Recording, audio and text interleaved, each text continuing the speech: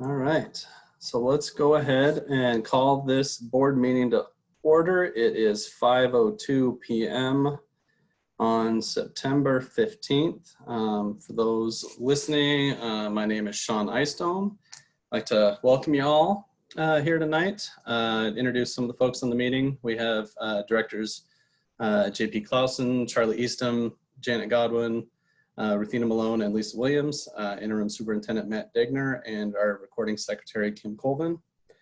Before we get started, I would like to say a few words. 2 weeks ago, our community saw the tragic death of one of our students. Gabriella Buka-Wowo was a student at Northwest Junior High. We would like to express our sympathies to Gabriella's family, as well as the Northwest community.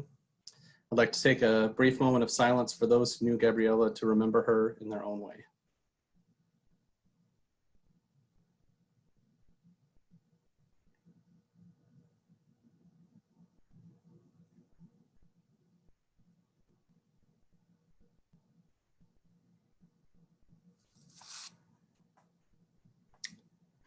Thank you, everyone.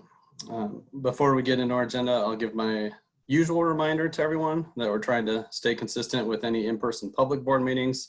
And as such, we're not going to be answering any of the chat or Q&A in real time, but we will be keeping an eye on those. So we will move into our agenda. So first up is our board vacancy. So I want to kind of give a rundown of how we're going to kind of go through this process. So first, candidates are going to be given a chance to speak for 3 minutes each. I did ask, sent something out ahead of time to make sure they were willing. I have not heard from one of the candidates, so if they're on the call, we may come back to them. Otherwise, I'm going to run them through in the order that the applications were received. And so I'll say a name, and then Kim will have to give you rights to speak, and then you'll have 3 minutes. So that's how the candidate comment portion will work. After that, we'll open it up to board members to give their feedback or give their words of support for different candidates, whatever information they would like to share. We'll go through that process. And then we have we've landed on the process to be very similar into how we vote for a president and vice president of the board, where we will solicit nominations of candidates from board members. So we will have multiple candidates potentially, and then we will vote on those. And if we have a tie after that, we'll have to kind of cross that bridge when we come to it, or we can kind of decide what we'd want to do now. So before we get into anything else, I want to make sure we're all very clear on the process. So is there any thoughts on process or questions that board members would like to ask? Once we select someone, when do they start? The plan that we have said all along is that they would be installed at the next regular board meeting, which is 1 week from tonight. So hopefully they are well prepared for that. You know, it's a tough time to be jumping in. So that'll be a good time, but that's our plan, unless it simply does not work with anyone's schedule. But that's the intent, is they would start next Tuesday. Any other questions? All right, we will move into our candidate comments. And you guys, the candidates, probably don't know what order you submitted your applications, so you're going to get surprised when I call your name. So sorry, but I'll try and give you a heads up for whoever the next person is. But first up will be Mary Michael Ponser. So you'll be first, and then Trevor Templeman will be second. So Mary Michael, Kim. Great. Thank you so much. Am I supposed to have my video on? I don't know. Are you allowed? I don't know that it matters, but you're welcome to speak. We can certainly hear you. Okay, I'll move on. Good evening. My name is Mary Michael Ponser. Thank you so much for the opportunity to speak with you for a few moments. First, thanks to all of you for your leadership during the COVID crisis.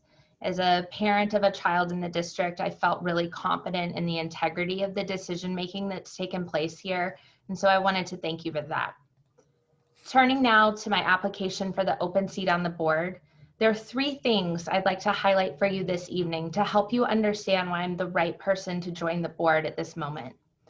First, I would like to reiterate the depth and breadth of my experience in education and my readiness to hit the ground running at next week's board meeting.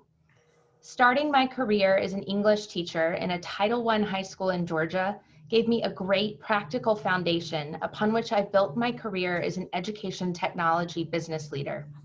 I am bringing a child-focused teacher's heart and will balance it with razor-sharp decision-making skills and a keen ability to prioritize, solve problems, and most importantly, during our collective fight against injustice everywhere, consider all perspectives.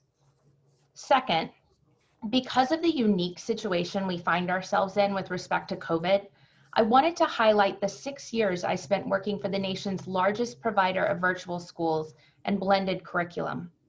During those years, I learned the ins and outs of all aspects of virtual and blended education for K-12 students in a variety of implementation scenarios. I would be honored to draw on that experience and the vast number of lessons learned for the benefit of every child in the district who now finds themselves in an online learning environment. Finally, and on a more personal note, I'm the parent of 4 elementary-age children. My youngest, who happens to have special needs, attends one of the district's elementary schools. While I can only speak for my family's own experience, I suspect I share the anguish of many other parents and caregivers who are struggling with the duty to balance community safety with the very real need for my child to return to face-to-face learning as soon as possible.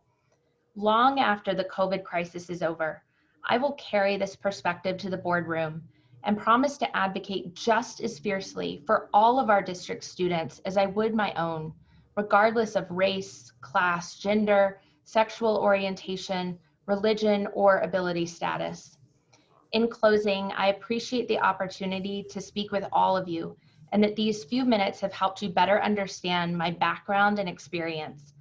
I hope to join you here next week to help you continue the good work you're doing, and I appreciate your consideration. Thank you. All right, thank you so much. Appreciate that. All right, like I said, next up is Trevor Templeman, and then we will follow Trevor with Heidi Pierce. So Trevor.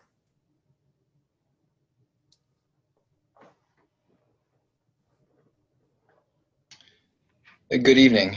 Thank you for the opportunity to speak. Also, thank you to the Iowa City Community School District's teachers, students, support staff, board, and administration for the work you've done. It is remarkable, and I hope to help lighten the load as we plan for the next steps in our recovery. While I live in Iowa City and am the parent of 3 City High students, I am also a teacher at Metro High School in Cedar Rapids. It's Cedar Rapids' only alternative high school. At Metro, I'm a social studies teacher, digital literacy trainer, and a member of the leadership team. For the CRCSD, with other social studies teachers, I iteratively write curriculum for U.S. government, world history, and current world issues. I believe that opportunity and access are the way to achieve equality. As a curriculum writer, I know the path forward to a more equitable curriculum is to provide opportunities for students to explore fact-based content, help guide them in their inquiry, and then take evidence-based actions in our community. As a member of this board, I will gather facts, present evidence, and work with our community members, students, teachers, and parents to achieve a more fair system and responsive school district. As a reminder of why opportunity and access are so important, we just need to look at the most recently published testing scores and graduation rates. Students with an IEP graduate 69% of the time. Black and African American students 84%, ELL students 84%, and Hispanic and Latino students 75% of the time, compared to the average graduation rate of 90%. These numbers tell a story of whole segments of our community that are not being well served. This identifies an opportunity for growth where our most vulnerable students are not being left behind. I want to involve as many people as possible and as from as many areas of the community. The voices of all students and parents are invaluable to the future of our school district. COVID-19 is a unique disaster impacting our community. No other natural disaster has the power and intensity to remove every student from the classroom. This board and the Iowa City Community School District have worked tirelessly to interpret uneven executive guidance, distill, and lay out plans to the best of their ability. Moving forward, this crisis is going to last the rest of this school year and possibly longer. Our ability to teach in an all-online environment is being tested. The very essence of our community is changing, and we have an opportunity as a board to take in the data and be responsive to increased mental health concerns, the uneven impact of economic disparity, and the digital divide. During graduate school, I worked as a student instructional technology assistant and am currently a digital literacy trainer in Cedar Rapids. I have the skill set and experience to help navigate a school year that will be unbound by the school walls. It is a Herculean task to achieve fair, equitable, and sustainable digital-based learning environment, but I feel prepared to step in and use my experience and my willingness to learn to help our students, parents, and teachers navigate this unprecedented time. Thank you for your time this evening. Thank you, Trevor. Next up will be Heidi Pierce, followed by Matthew Potoff. So Heidi Pierce.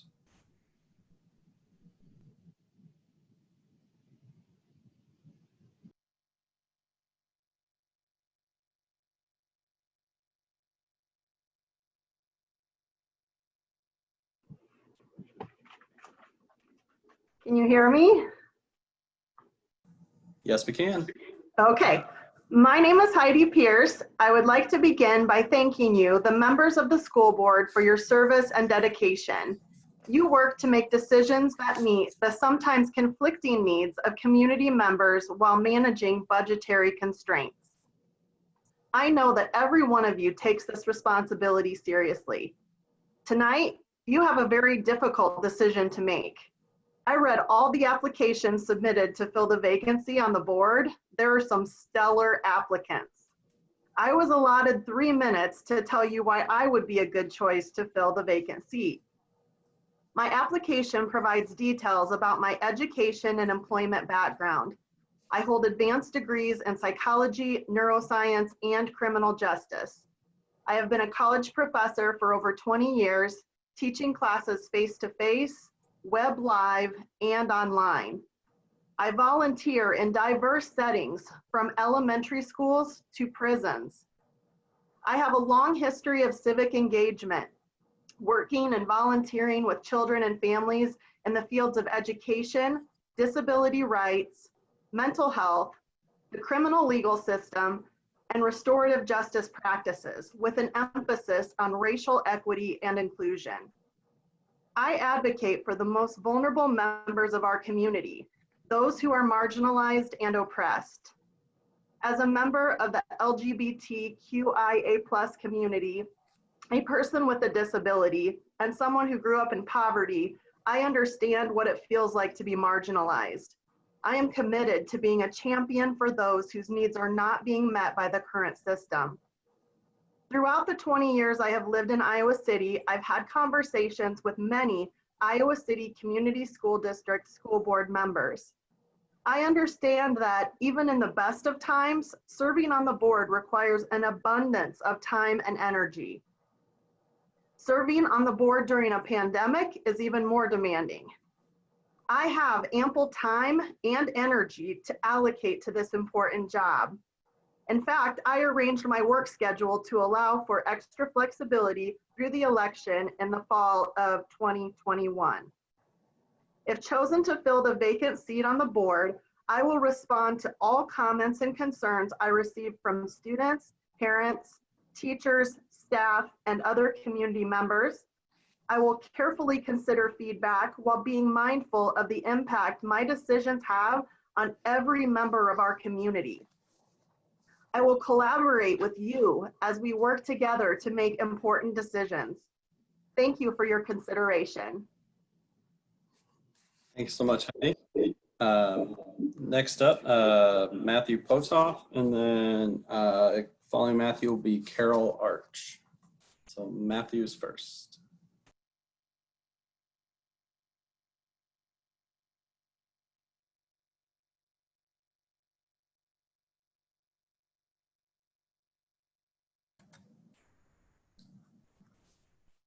Can you hear me?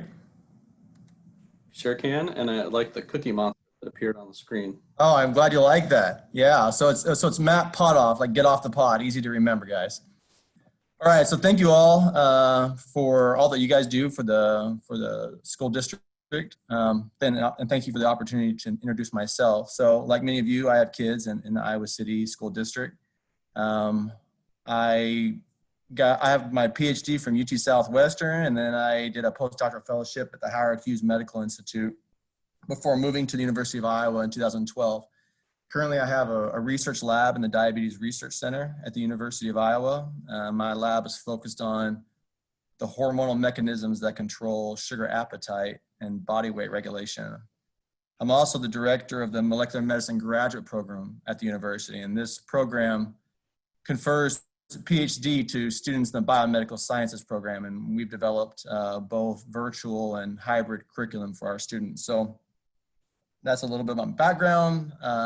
So why did I put my name in for this? So I know that you guys are busy. We're all busy. I really, like many of you, value public education, and as it directly affects my kids, I thought that I could put my name in to serve if needed. I know, as you guys have already stated, many others have stated, these are challenging times, and I thought I might be able to provide some useful insights into various aspects of not only the education, higher education, but the scientific issues that may arise during these times. So I'm not going to be long-winded, and that's it for me. It was nice to meet you all, and I look forward to seeing who you select. All right. Thank you, Matthew. Appreciate it. Next up was Carol Arch, followed by Molly Abraham. So Carol. And before you start, thanks to Kim for scrambling to try and get everybody on here to speak, because I know it's kind of hard to find everybody in this giant list. So I appreciate everyone's patience as she goes through that process, but you're doing great, Kim. So thank you. I am not seeing Carol Arch. she was there earlier. I made sure everybody was there when I looked at the very beginning, but I am not seeing her there. Oh, no, it's under Chris and Carol Arch, it looks like. Gotcha. Or at least it was, and then it, Oh, no, I no, lost I that don't see one. it. I don't see it. It was there and then it just disappeared.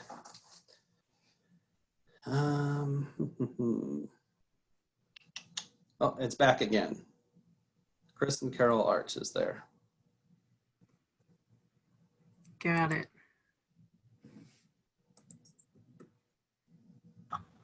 Okay. Can you hear me Perfect. now? Yes. I feel like I'm in a Verizon commercial. Can you hear me now? Good afternoon, members of the school board. Thank you so much for giving me just a few minutes to share with you why I would like to join you on the school board.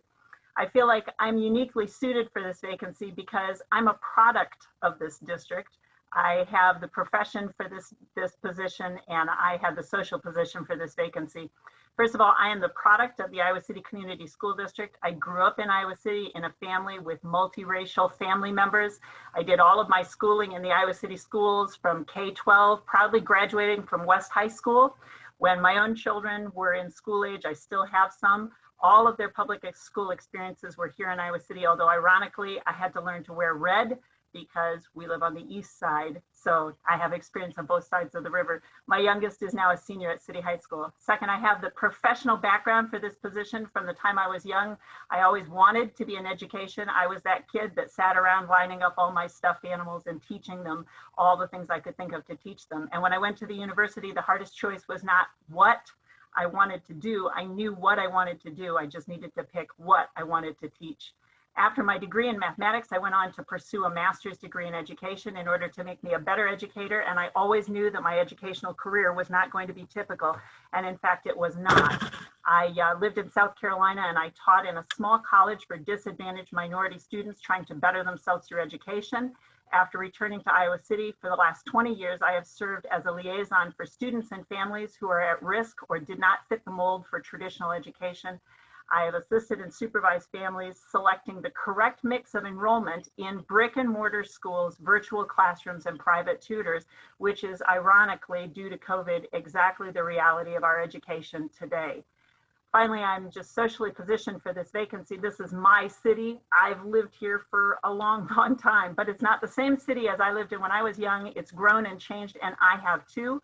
I have many immigrant and minority friends and neighbors. I've had them in my home. They're in my home. I'm in their homes all the time. I've been involved in a program helping new disadvantaged moms to get their feet on the ground. And I even have been present at a childbirth with one woman who now calls me her surrogate mom.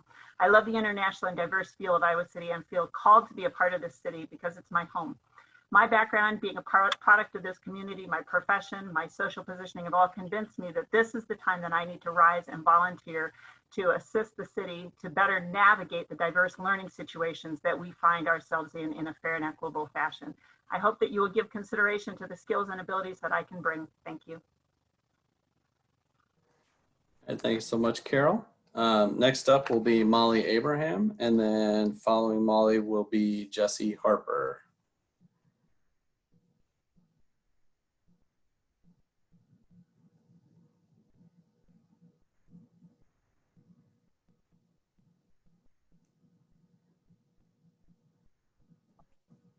So I have to say, can you hear me now?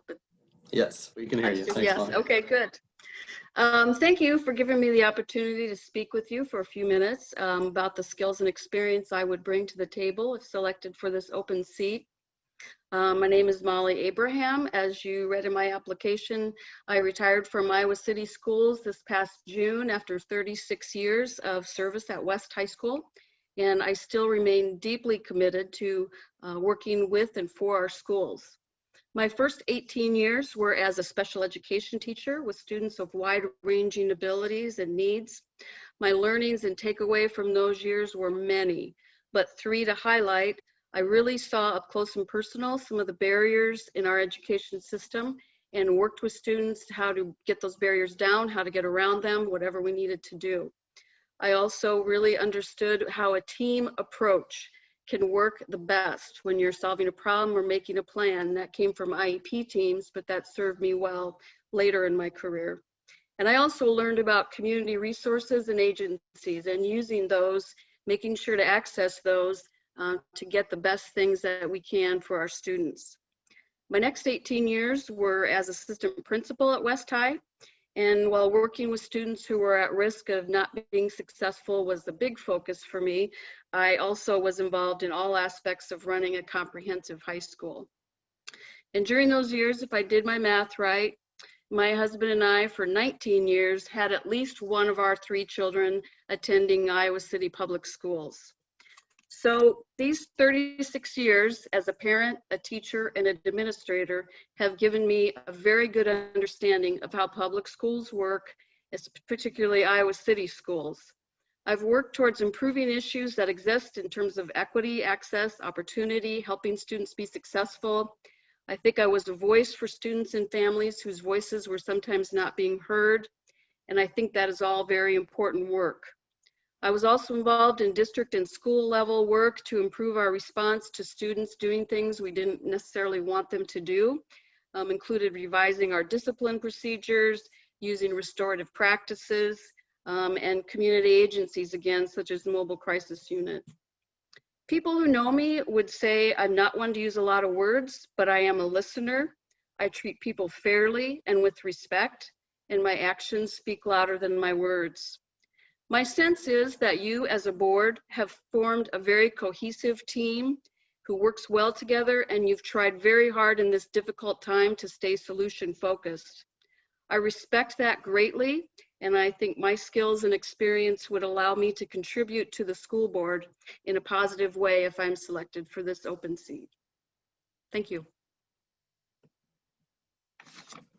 All right, thank you, Molly. I'm trying to help Kim out. Next up was Jesse Harper, which I saw him on earlier, and now I am not seeing. Oh, there he is. Okay, so he is here. So Jesse Harper up now. Following Jesse will be Alexandra Fell.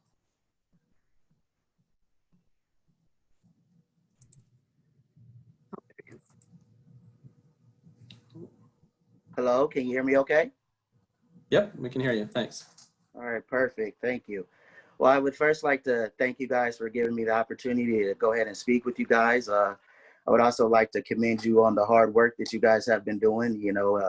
We follow the news and we pay attention to the meetings, and I know that you guys have had to make some difficult choices and you've had a lot of pressure. So I just want to seriously commend you guys and let you know that, people support you and we understand that. So then I would just kind of like to go in talking about my education. So I obtained both of my degrees from the University of Iowa. I received my undergrad in psychology with a minor in education. During that time, I wanted to be a teacher, but I just kind of changed my mind because I wanted to always work with children and families, but I didn't want to get kind of stuck within just like the teaching world. So so then I changed my my major for my master's degree. I went for social work with an emphasis on macro learning, which is working within bigger systems to help communities and families and, just being a social worker. So again, that was a great experience. And I really enjoyed, my education here in Iowa and getting that experience and being able to work with, great individuals during my college experience. Now moving forward into professional experience, I did my practicum at the neighborhood center of Johnson County. I worked with great individuals, was able to build some great relationships within the community, families and students. And, I honestly kind of cherish those things because, growing up, I've always wanted to help people, other kids, always, I wanted to be, other kids might have said, hey, I wanted to be Michael Jordan, or I wanted to be, these football players or someone else. I kind of always looked up to Martin Luther King and his ability to kind of community organize. So that was something that I've always been interested in. In the community, I work with the Dream Center, volunteering, helping students. I've also had experience with family systems. I've also had 4+ years working within the school district as a behavior interventionist. And, I've met some really wonderful people within the school district, and I just want to support and be a great individual to help others. And finally, I'm a father of two twins. They are 5 years old, Layla and Langston, and they are my world. And they started kindergarten this year. So that's another incentive and something personal why I wanted to throw my hat in the ring to help the school board. So again, I just thank you for the opportunity. And 3 things I would leave you with to think about me for the board would be, I will bring determination, leadership, and real life experiences. Thank you very much. All right, thank you, Jesse, appreciate that. Next up is Alexandra Fell, and I see that her name's on there twice, so I'm assuming one probably has audio, the other doesn't, so we'll see if we get lucky, whichever one Kim picks. But following Alexander will be Dromi Etsy. Hi there. Can you hear me? Yep, perfect. Okay, great. Thanks. Thank you first to the board for letting me speak tonight, and also for your leadership during this really challenging and unprecedented time.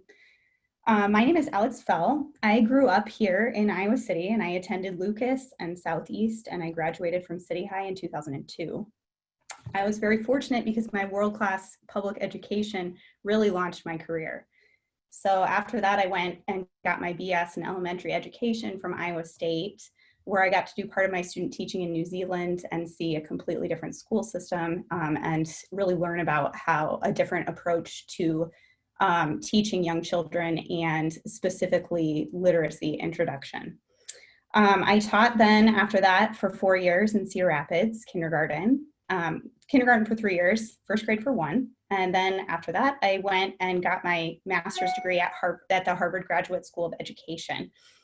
I did some policy work and some research work after that. And then I ended up having my own children and went back to the classroom because it was in my wheelhouse. And I have always loved and had a great passion for being in the classroom and teaching kids. I taught for 6 more years after that. And then we just recently moved back to the area. We have a lot of family here. And now I work as a language development researcher at the University of Iowa. My oldest daughter is in 1st grade. She is a Penn Panther, and she is also part of the online school program. So I definitely understand that we are in very unprecedented times. I also feel like we're kind of at an unprecedented place for opportunities between delivery of education, but also a chance to deal with some of the systemic racial biases in education. I feel like we're at a crossroads, and I feel like I could bring my passion, my background, my understanding of all levels of education and different aspects of the science behind a lot of that to this role. I, again, am very passionate about education and equity for all kids.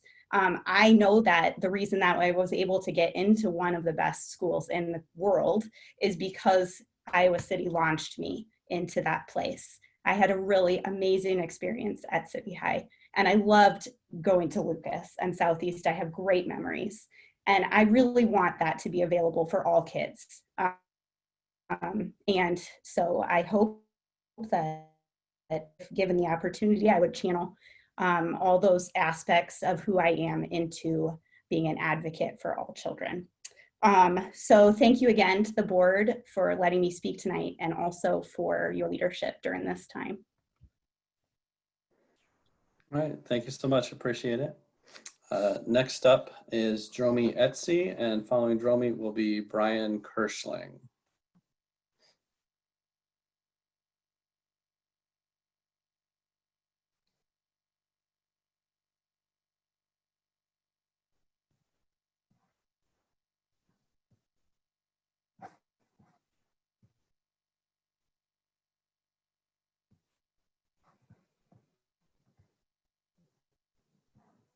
Hi, hello, good evening. Good evening. Sorry for the little delay. So my name is Dromi Etsy. I'm originally from Ghana, West Africa. I moved here 10 years ago. I'm married with one kid. I would just like to say thank you for this opportunity. I'll tell you a little bit about my background. So I have a JD from Ghana and Iowa. One of the skills I've gained from my training is listening skills and analytical skills, which I believe is very important in crafting policies that are child-centered, especially in these unprecedented times when everyone has strong opinions. I've always been interested in working with young people. When I was in private practice in Cedar Rapids, I was on the court-appointed list, and I worked with students in the Lynn County community. I also do have a strong network in the community, including my faith community. I have ties to the university, and I have witnessed how preparation can make or break a person's higher education experience. I believe that my work experiences here in Ghana have been about creating equity for all kids. I worked, when I was at the law school, I worked with international students, and my whole, I guess my goal working with them was to help them feel comfortable, to feel welcome, and to help them succeed academically. So I crafted programs for them. I think that education is very important, and one of the things I would bring to the table would be my listening skills. And I know we learn by hearing, we learn by listening to each other. And I think that would be very important in the work that the board does.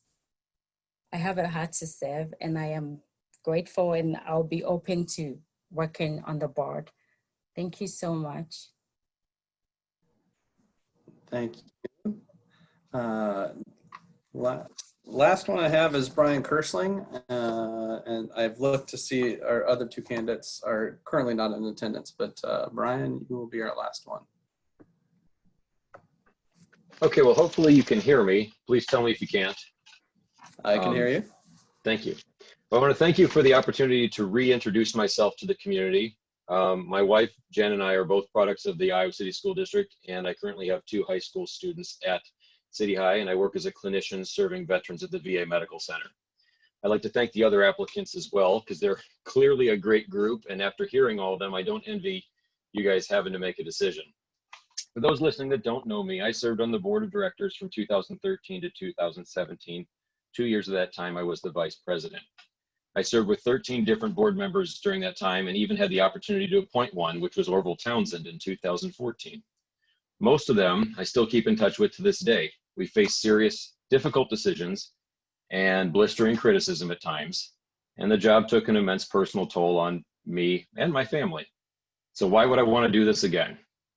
Well, I believe that experience matters as well as the ability to hit the ground running next Tuesday. I believe that running a campaign, being vetted, and being elected by the community matters as well. You've all been through that grueling experience. I have a strong commitment and appreciation for functional governance and believe it's about the voice of the 7, not the voice of the 1. I ran in 2013 on magnet schools, and now that facility inequity has been fixed, we can explore programming options, hopefully involving that and pre-K options. I feel I can provide critical perspective for the healthcare related decisions you are making right now, and I have no desire to serve beyond November 2021. When I was on the board, I chaired the Policy and Governance Committee, and policy is the heart of it all and is the basis for all budgetary decisions. Much of the policy work we tackled started on December 10th, 2013. After a nearly 7-hour board meeting, we created a more orderly meeting environment by developing a new public comment policy. We started looking for ways to increase transparency and found board docs shortly thereafter. You guys are still using that. At the same time, we voted to appoint a board liaison to the Black Voices Project and the Center for Worker Justice, and I served in that role for 3 years. We also, at that meeting, finalized and voted on the timeline for the Facility Master Plan projects, which is finishing up now.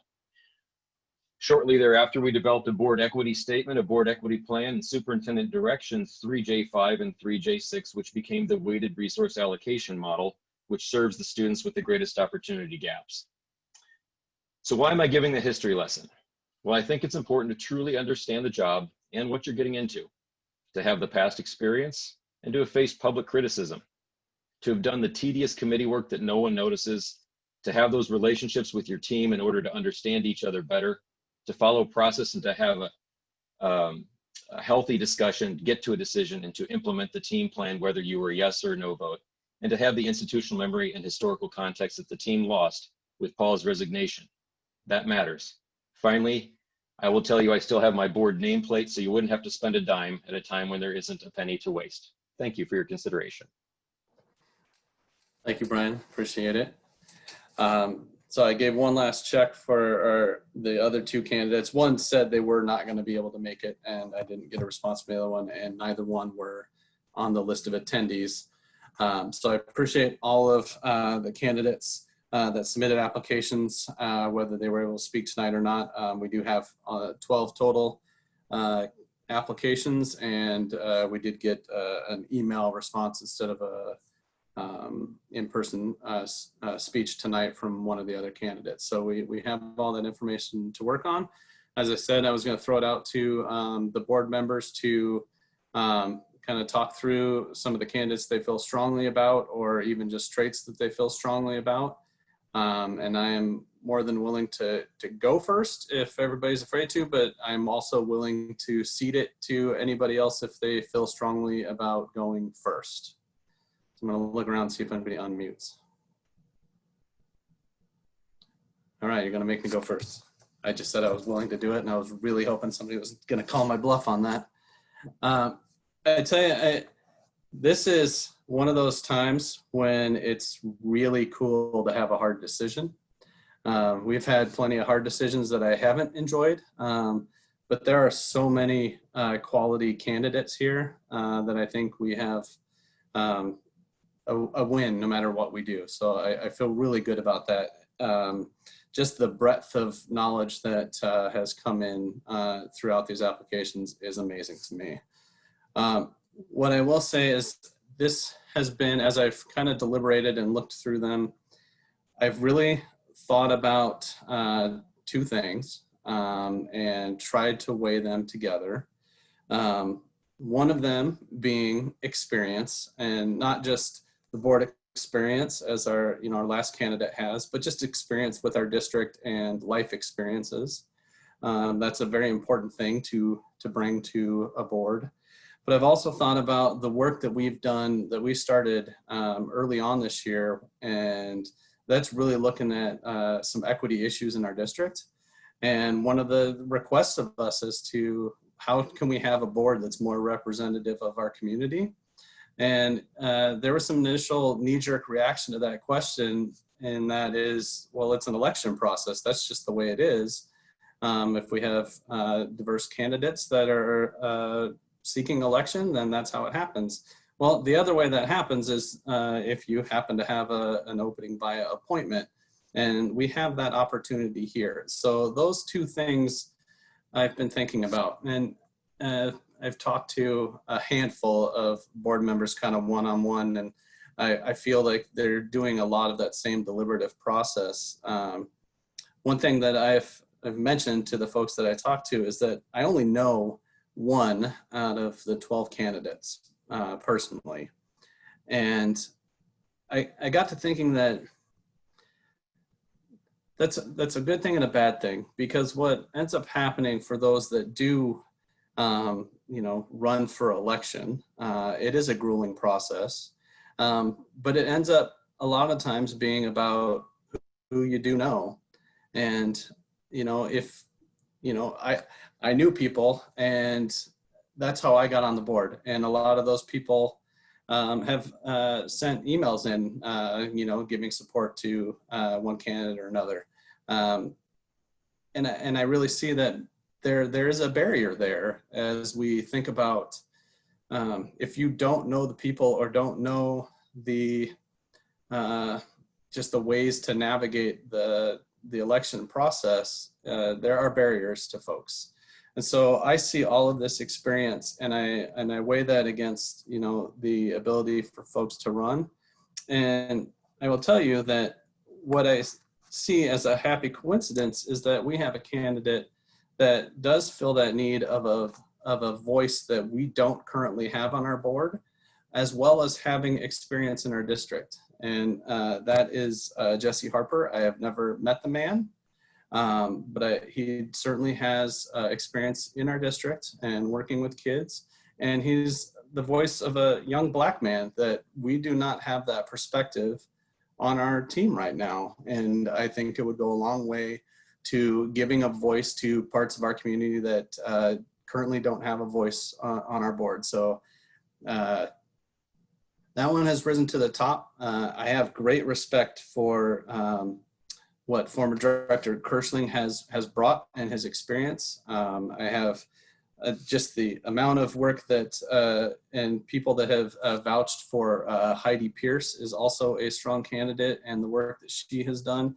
And numerous others in this stack here are amazing, but I feel like we have the opportunity to select someone who has both experience and can give a voice that we are currently missing on our board. So that's where I'm leaning at this point, but I would welcome thoughts from all of the board members on any candidates they choose.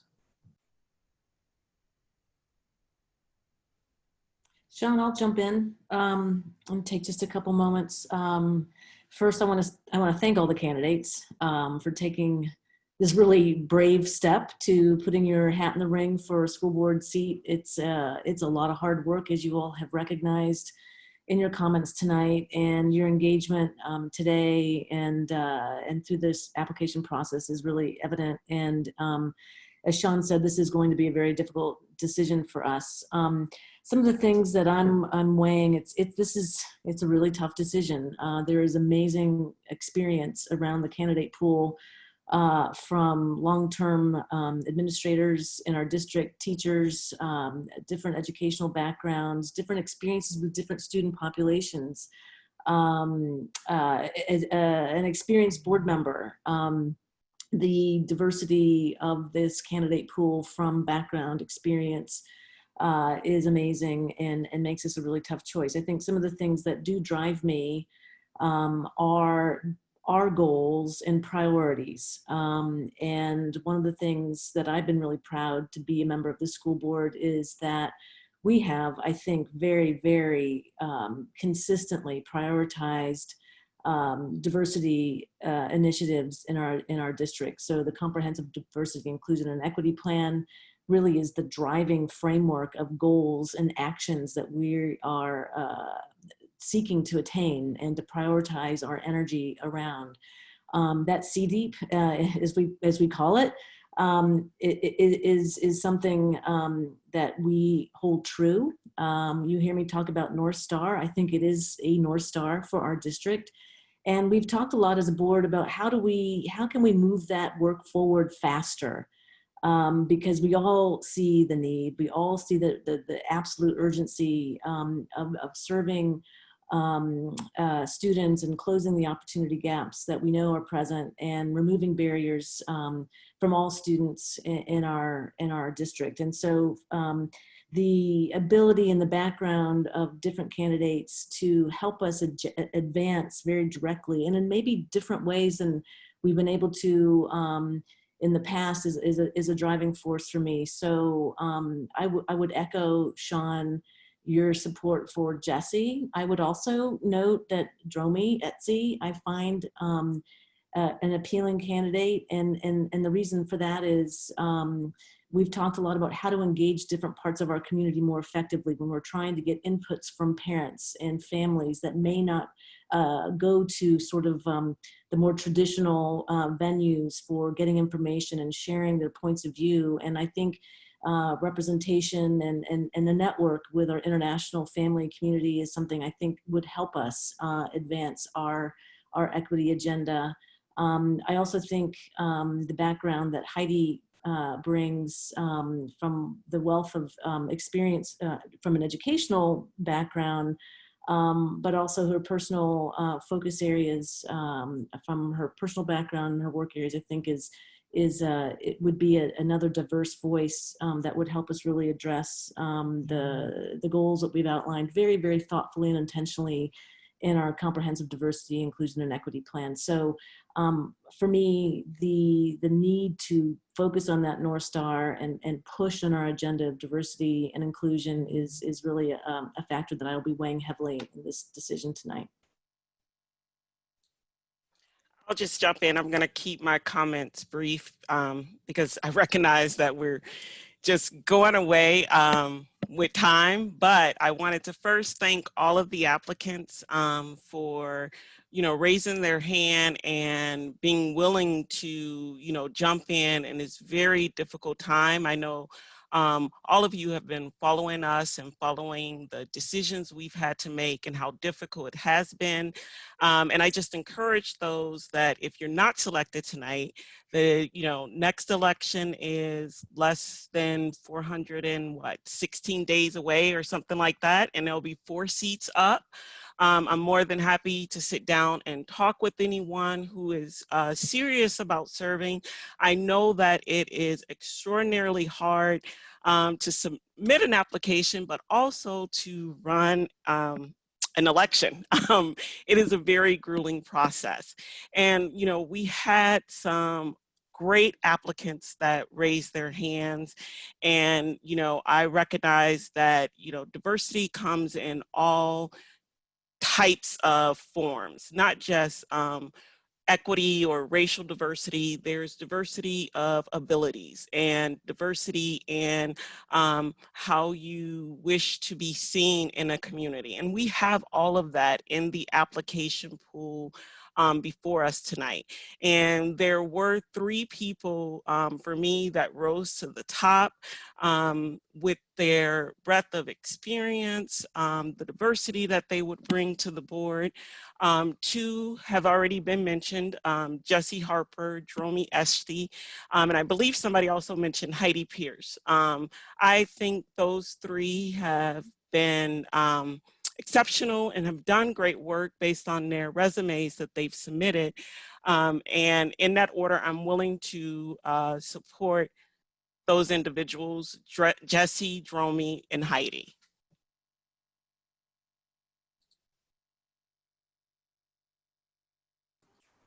I can jump in here. Going into tonight, I thought this was going to be a hard decision, and it just got harder with these presentations because this is a great group of candidates. I would encourage all of them to run, but also, to find involvement in any of our committees any kind of work with the district, because this wealth of experience and the willingness to step forward, especially in this time, it's a lot of courage, and I really commend that. And I really thank everybody for throwing their hat in the ring.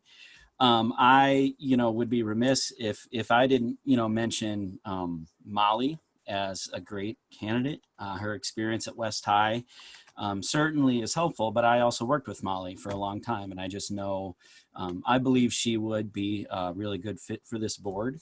I also, have to mention Brian and that experience. And, for a long time, I have been thinking that that would be the easiest pick, the easiest transition. And as I have read through all the applications multiple times, and then certainly listening tonight and listening to the comments from our board members, I also know this is an opportunity, to work towards some of our goals in the comprehensive diversity, equity, and inclusion plan. And with that, kind of following Ruthina, Jesse Harper, Dromi Etsy, and Heidi Pierce really bring a lot of that lived experience. And again, I'm still deciding. We're going to see how this unfolds, but that's where my thought is right now. I don't know if that's helpful or not, but we're moving forward. I can go next. I too want to start by thanking everyone to apply, who's applied. It's so impressive to put yourself out. We have, I think, 12 candidates, which means 11 people aren't going to get chosen. And you know that going into it, and you know that there's a chance that you're going to get turned down, and nobody likes rejection. So thank you for your willingness to serve and be judged publicly. It's tough. And so I appreciate that. This is, like JP said, it was a tough decision before we started, and then it's even tougher now into the meeting. I guess some of the qualities that I have kind of settled on as important in this role is first of all, experience. And I think my perspective is a little bit different than the board members who have spoken, because you all have years of service under your belt, which I am so jealous about on a regular basis. This job is hard. It is hard, and then it is impossible, near impossible in a pandemic. Having some of the least experience on the board, I personally know what a struggle it is to work through the issues that we're confronted with. And I think because of that, because I have this experience with my limitations on my experience that I bring to the table, I think I do place a value on experience. Whoever we pick, I don't want to set them up to fail. And that's a concern, that we pick someone who can be successful in this position. And so that's part of the experience, but I don't think that that's necessarily limited to prior board experience. I think it's life experience also. I think a lot of things in your life can lead you to being a successful board member. The types of work you've done and work in the community you've done. And so it just experience is a huge factor. Another is this the importance of diversity. I remember several times during the campaign at forums, I talked about the importance of getting more diversity in our teaching staff and our administrative staff. And I sat in these debates and I would tell people it's not for some sort of like PC reason. It's because diversity makes us so much better. And there are all of these studies that say that the more diversity you have in your group of decision makers, the actual better decisions you make. And I believe that's just absolutely true. And so diversity comes in a lot of different forms, of course. Again, it's that diversity of experience based on gender, race, nationality, sexuality. There's a whole bunch of things that make us diverse. And so it's important for me to look at the candidates and see who can add a diverse viewpoint and experience that will help us as a team, as a board, make better decisions. You don't need another one of me because I'll already, you've already got my opinion. We need somebody who has different life experiences that can add a different perspective when we sit around the board table and talk. And so that's been really important for me to suss out. I'm not so committed or hung up on experience in our community. And I'll say again, I think that's probably a bias that I bring because of my own background. I wasn't a DPO member or involved in the PTO or what before I ran for the board. I was a relative outsider. And I think you can do this job without being enmeshed in the community. I think I'll say the lawyer in me is biased towards lawyers. We're trained to think of and approach problems in an analytical way and dissect them. So even if they're new, and even if it's something that we haven't ever dealt with, we know how to tear everything apart and look at it, analyze it, and then reach a good solution there.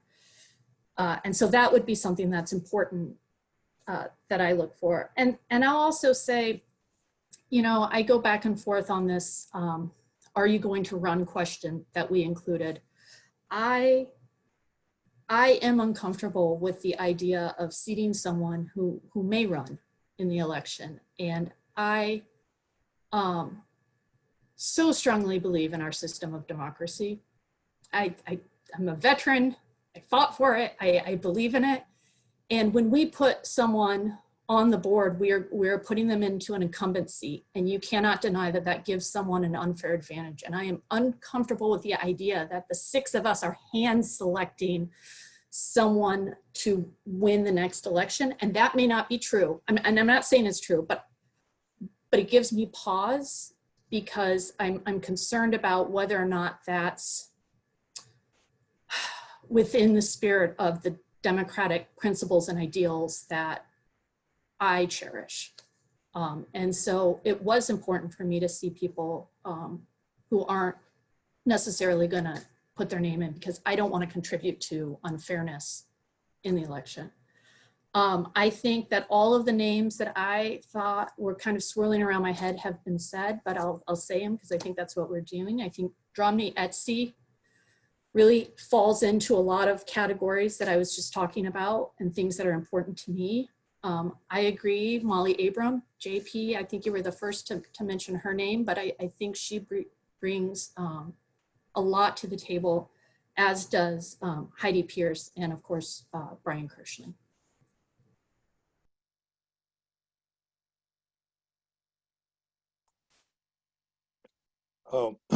Thanks very much. I've enjoyed listening to everyone's perspectives and comments so far. I definitely started this, my considerations for this open positions from the standpoint of our diversity, equity, and inclusion plan and our commitment to diversifying the all positions in the district. I think that's an important value that I have, and I frankly am feel honored to be able to participate in this decision. Again, I had a chance to talk to Mr. Kirschling and Mr. Harper in the last several days. They contacted me and I agreed to meet with them. Had a wonderful conversation with both, and I appreciate their willingness to talk with us. And then and I've also reviewed all the applications, of course, just like we all have. I am very much in, and I guess the other thing I should mention is that I attended the Black Voices Project group meeting last night. And I'm also, as I've said before, a member of the board of the Center for Worker Justice. And I have some, I get perspectives from folks in those groups that I frankly try my best to pay attention to. And their perspectives are also in my mind as I'm making a decision tonight. I have a tendency, I have an agreement with the folks that have looked at Drami's application and considered what she said tonight. I think her experience outside of this country will help us to understand what we're being asked to do with many people in this community who are from a country outside the United States. And I also am impressed with her working with slightly older students than to come to us, but you know, many of them have similar ideas about what they think will be helpful to them as they are students in this district. I do agree also with Heidi Pierce. Her background, her experience is a perspective that perhaps we don't quite have on the board now, at least in a single board member, although I think we have some help in that area from the equity committee and from other committees in the district. So and I also talked to Mr. Harper, as I said, and I'm very impressed with his interaction with younger students in the district and his experience in that area. So I'm looking forward to how we resolve this tonight. And I do, again, echo what other people have said, encourage everyone who's applied for this board position to consider a number of other things that can be done in the district and the community that will improve our educational enterprise here and improve our overall instruction for all students. There are many things that we can do besides being board members, as a number of board members now did before they became board members. So I thank you for your interest, your application. It's not a rejection in my mind. It's an invitation, an opportunity to do something a little bit different than what you were thinking of when you applied for this position. All right, so I think everybody weighed in there. I think it's important to know what Charlie just said, and Lisa had said it too, that you know, this isn't telling any of 11 people that they're not worthy of this position, because that is not the truth. But you know, the process is we have to pick 1 out of 12, and so that's what we are attempting to do in good faith and to the best of our abilities. So what I'd like to do now is seek some nominations, and then I think the process will be similar to how we voted before, where we would maybe message our votes to Kim with the name of the candidate out of the nomination pool that we're voting for. Well, let me select or get nominations first, and then I have some more thoughts. So I want to see how many nominations we have. Then I'll just go ahead and kick it off. I nominate Jesse Harper to fill the board vacancy. And I would like to nominate Drami to fill the board vacancy. Janet, I'd like to nominate Heidi Pierce. This is Lisa. I would like to nominate Brian Kirschling. This is JP. I'll nominate Molly Abraham.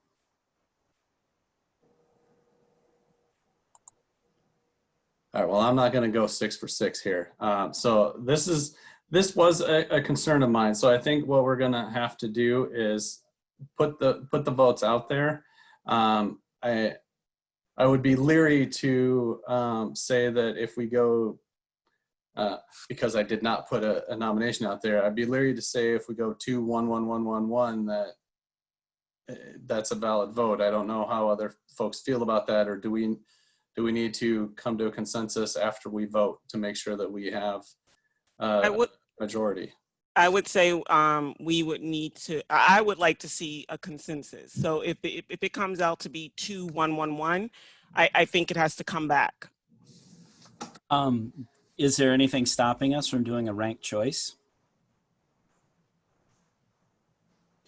1, 2, 3, 4, 5. Ease of process, I think, would be stopping that. I really like the ranked choice idea, JP. I think that's a great idea. If we go 2, 1, 1, 1, and 1, are we just going to vote for everybody? I mean, how do we then eliminate anyone? You know, I guess I don't know how, you know, I'm trying to think of a way that we can, you know, we got to eliminate some folks after the first round. Right. So how would we do that? Okay, how, if we were to give just top, say 2 or 3, and you can, Janet's holding up 3 fingers, so top 3. Kim, do you think you could easily just tally that up and give us from that point, not even like ranking them necessarily, but whoever has like the top 2 candidates with the most total votes? I'm kind of spitballing here. I want to make sure that we're all very clear what we're doing and we're all okay with that process. So if we all give just our favorite 3, I'm a little leery to try and rank it and then trying to weight the rankings, but if we give top 3 and just count total votes, and maybe we then have a runoff with the top 2 candidates or top 3 candidates from that point. What does everybody feel about that? It sounds to me top 2, because then unless we tie again, but I'd be open to either. So Lisa, this is kind of a attorney type or lawyer type thing, is it? Not stepping forward, eh? Sorry. I mean, if we're choosing to do ranked choice, I think that we could also wait and see if we need a top 2 or a top 3 runoff based on where the votes fall.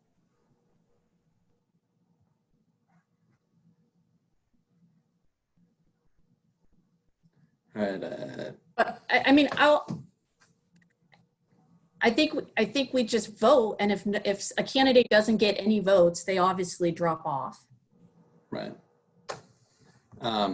So I throw that out there. Do you want to rank them or not rank them? Sounds like an adventure to me. Let's do it. All right, we're going to try and rank them. So we're going to send our top 3 rankings from the 5 candidates who were nominated, which was Jesse, Dromi, Heidi, Brian, and Molly, if I got that right. And we're going to send them to Kim. And Kim, you're going to let us know if you need some help sorting through it or what we want you to do with that data. All right. Is everybody ready to do that? Are we sending them via email? I think You can do private chat. That'd probably be easier. chats to Kim instead of to everybody.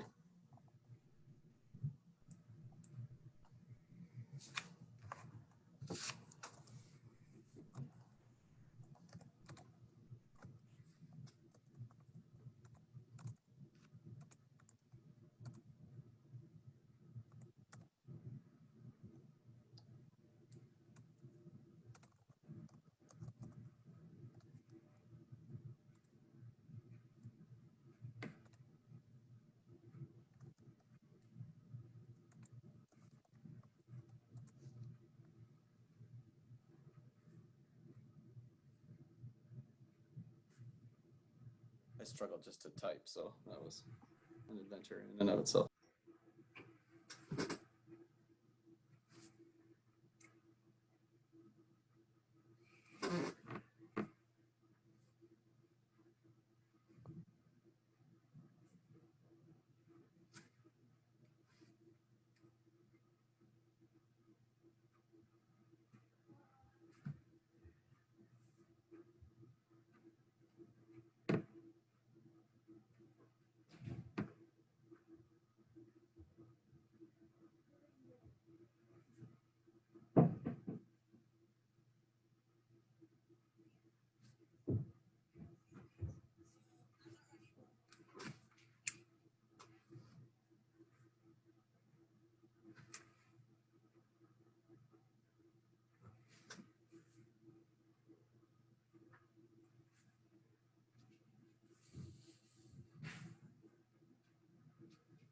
Okay.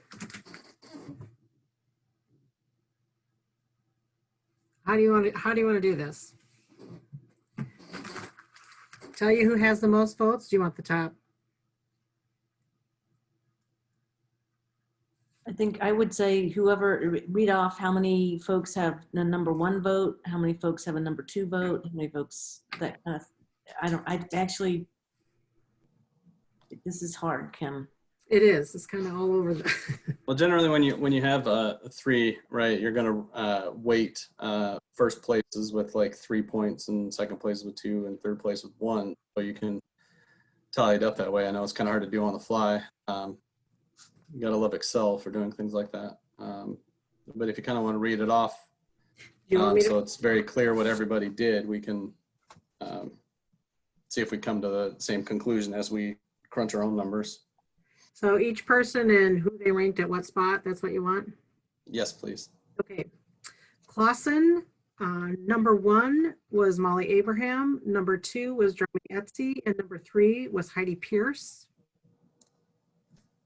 Charlie Eastham, number 1 was Jeremy Etsy, number 2 was Heidi Pierce, and number 3 was Jesse Harper. Sean Eystone, number 1 was Jesse Harper, number 2 was Brian Kirschling, and number 3 was Jerome Etsy. Ruthina Malone, number 1 was Jesse Harper, number 2 was Jerome Etsy, and number 3 was Heidi Pierce. Lisa Williams, number 1 was Brian Kirschling, number 2 was Jerome Etsy, and number 3 was Molly Abraham. And Janet Godwin, number 1 was Heidi Pierce, number 2 was Jerome Etsy, and number 3 was Jesse Harper.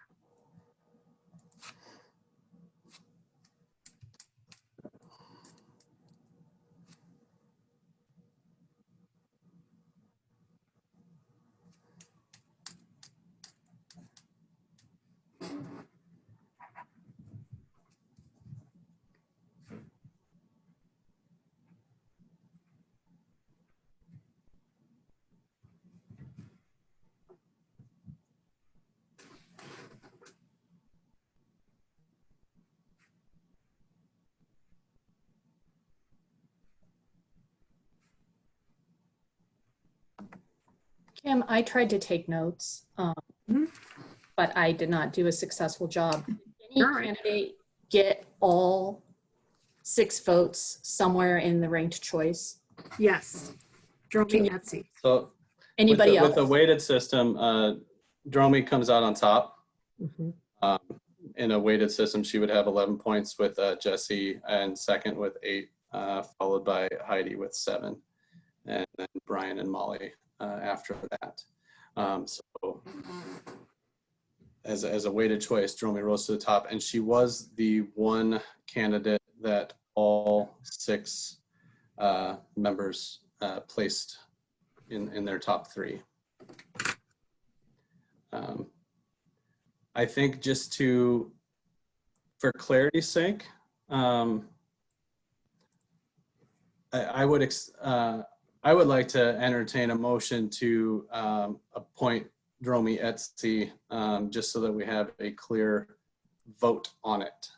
If we're willing to do that.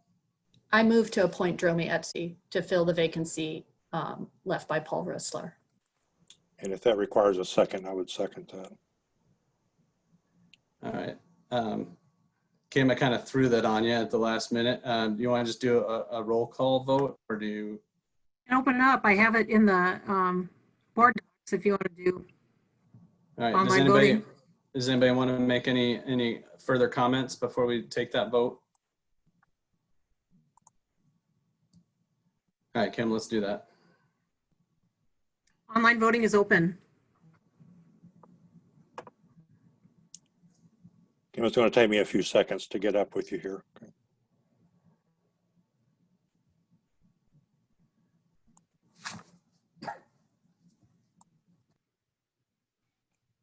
All votes have been cast and the motion carries with all directors voting in favor.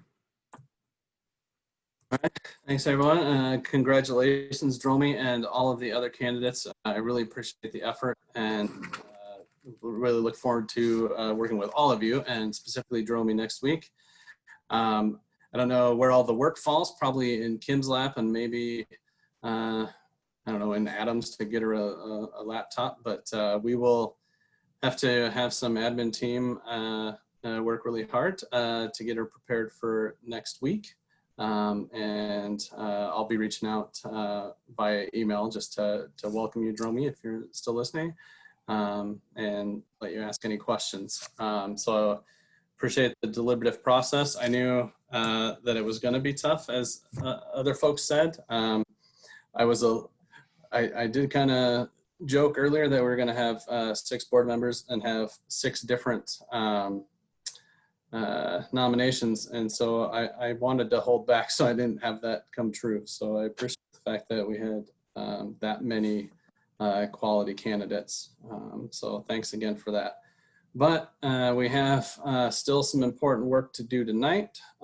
So we're going to move on in our agenda into Return to Learn. And Matt, we'll turn it over to you. Thanks for waiting on this process.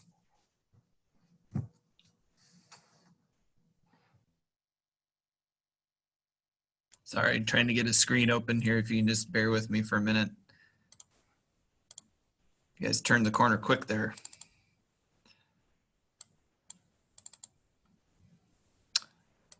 Okay, well, thank you, Sean, and I would just echo congratulations to Dromi there. I look forward to working together with you, and thank you to all the candidates that expressed interest in serving the board. I can't say enough about this team and all the time and energy they put in.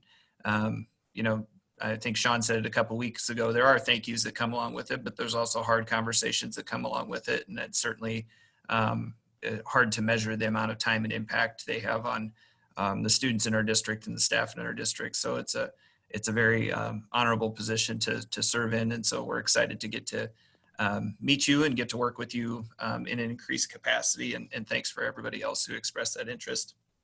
Tonight for Return to Learn, we've had the topic obviously several times throughout the summer. It seems like every week we're together, we talk about it, and that's because we do. We had applied for a second waiver or a second permission to extend the online learning period for another 2 weeks. I think the good news in our community, or I don't think it is good news in our community, what we've learned here over the last several days is that community spread of the virus has not crept from the 18 to 24-year-old population into the other age groups in Johnson County. And so that's been an overall very, very good sign for our county, just for overall health and safety in that regard. I do have one data piece I'm just going to put up here to try to share with you that really kind of bears that out. And I think it's going to be potentially a little fuzzy, but let me try to share my screen appropriately here and to zoom this together for you a little bit. And so, oh, it's still small. Everybody seeing that okay? And so this was from the University of Iowa Hospitals and Clinics. And so what we see here are the data points for all other age groups is the red line, and they're from in that 0 to 10 category, and the start date is August 1st and it runs through September 8th. And then what we have is the 18 to 24-year-old group. And so this really proves the point about transmission of COVID staying contained in that spike period to the 18 to 24-year-old age group. And so it did not cross over to significantly impact those other age groups. From my conversations I've had with some parents here in the last week, or community members, or even you guys as individual board members, I think the important thing for us to consider and to reflect on here is in July, when we made this original decision, this is part of what we were concerned about, where our community rate was at, what would happen with 18 to 24-year-olds. A lot of people have asked us, well, why aren't we doing what Solon, Regina, Clear Creek, some other districts are doing? And I think we've stayed firm in our commitment that we were not going to roll the dice in regards to health and safety, knowing that we would have this large influx of young adults into our community, and that there could be that potential for spread.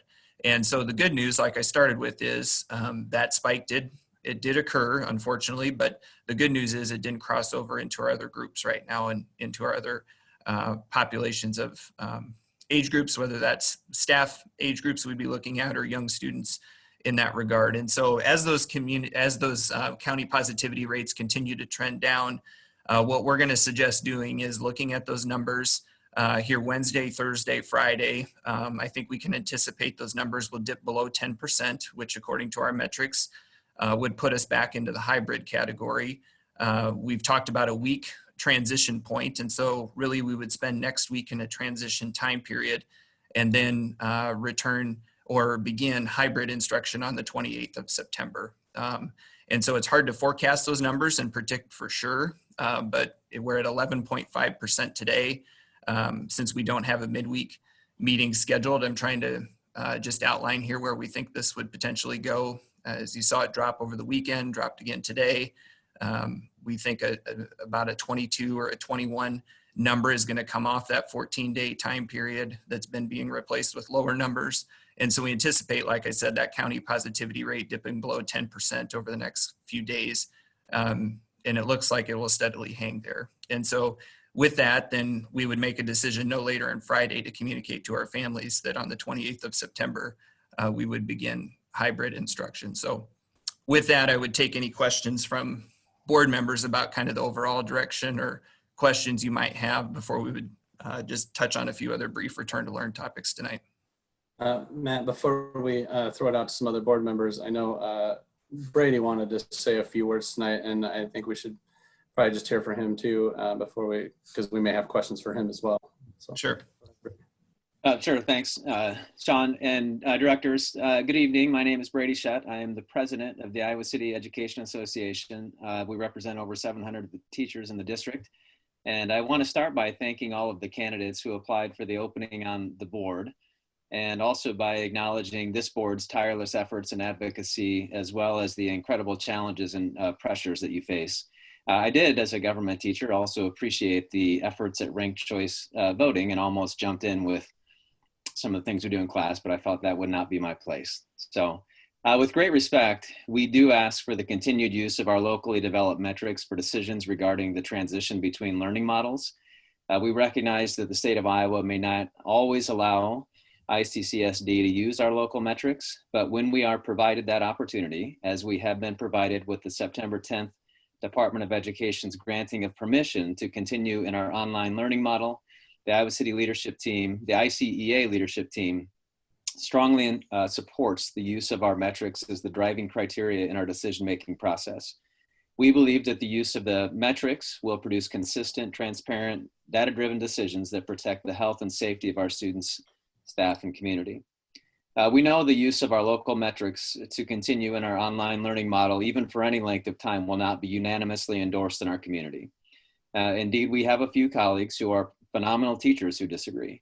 That is true now, and it will be true in future weeks and months. How and when to return students to our brick and mortar buildings have been among the most divisive questions we have faced since last March. Thus, with great respect, we also ask that we as a community remain united and focused on our common goal, providing our students with an engaging, compassionate, uplifting, world-class education.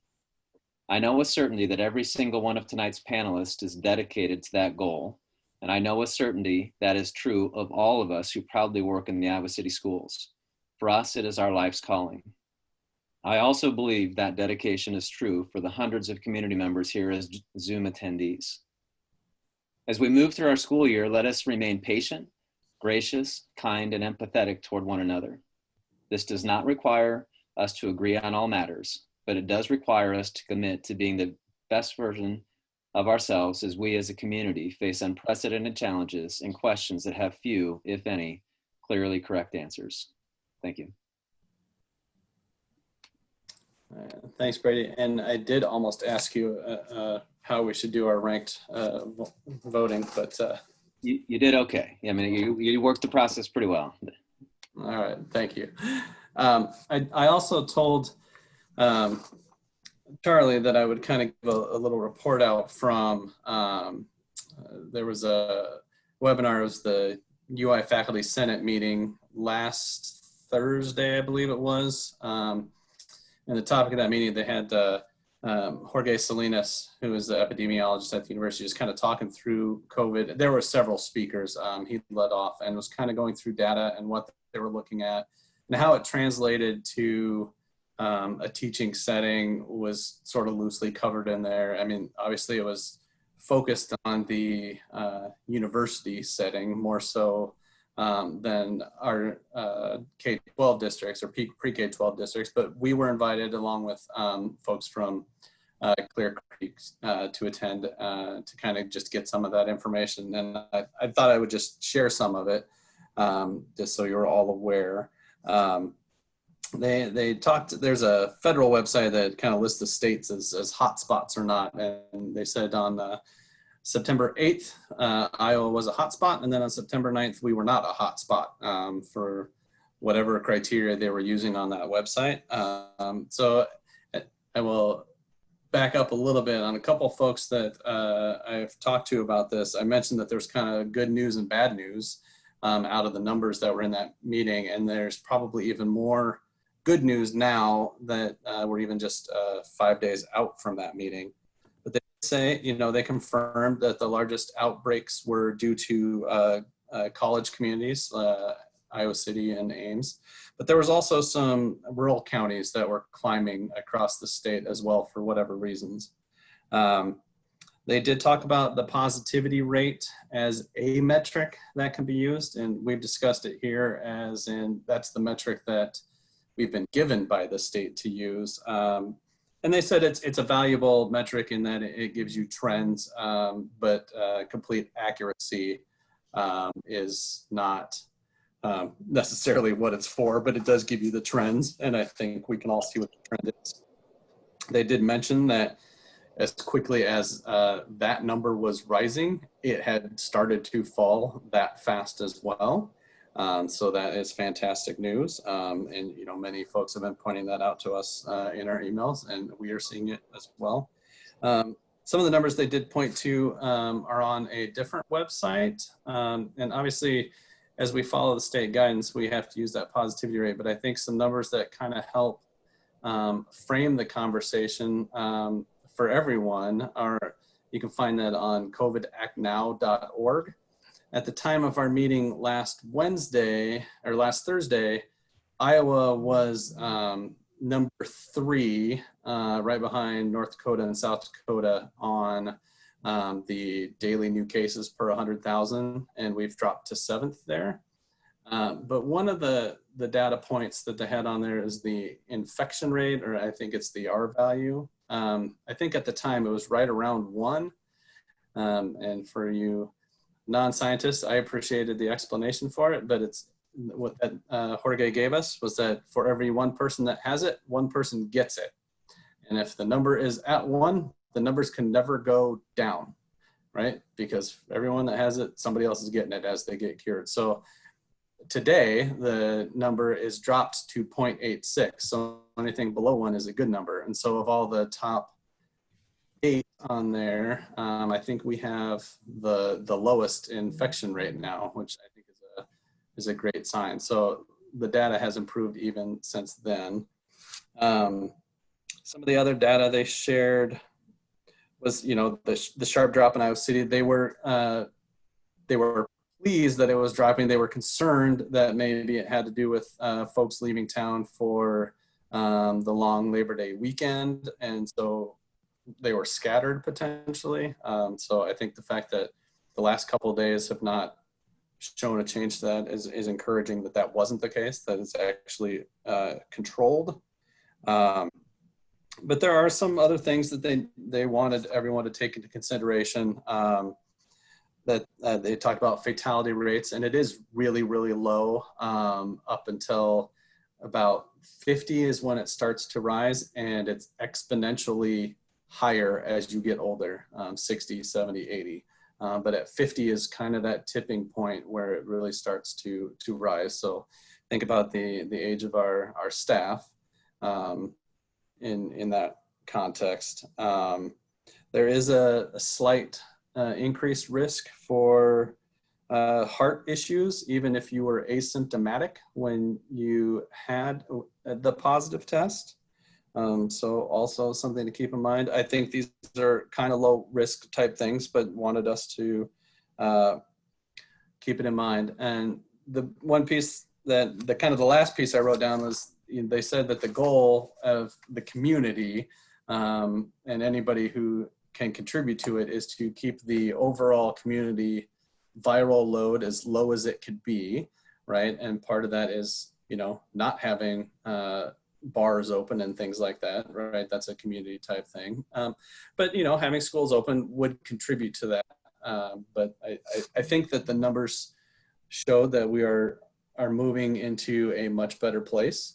And I feel I'm very happy about that, right? I've said all along that I would rather be wrong and be safe than be right and not acting on it. So I'm very happy that we've done what we have done. And I'm also very pleased at where the numbers are going, and following our metrics looks very positive to get some kids into school. So with that thought, I would ask Matt just a couple questions, and they're kind of some tough ones, I think, but I think other people are going to ask them. One,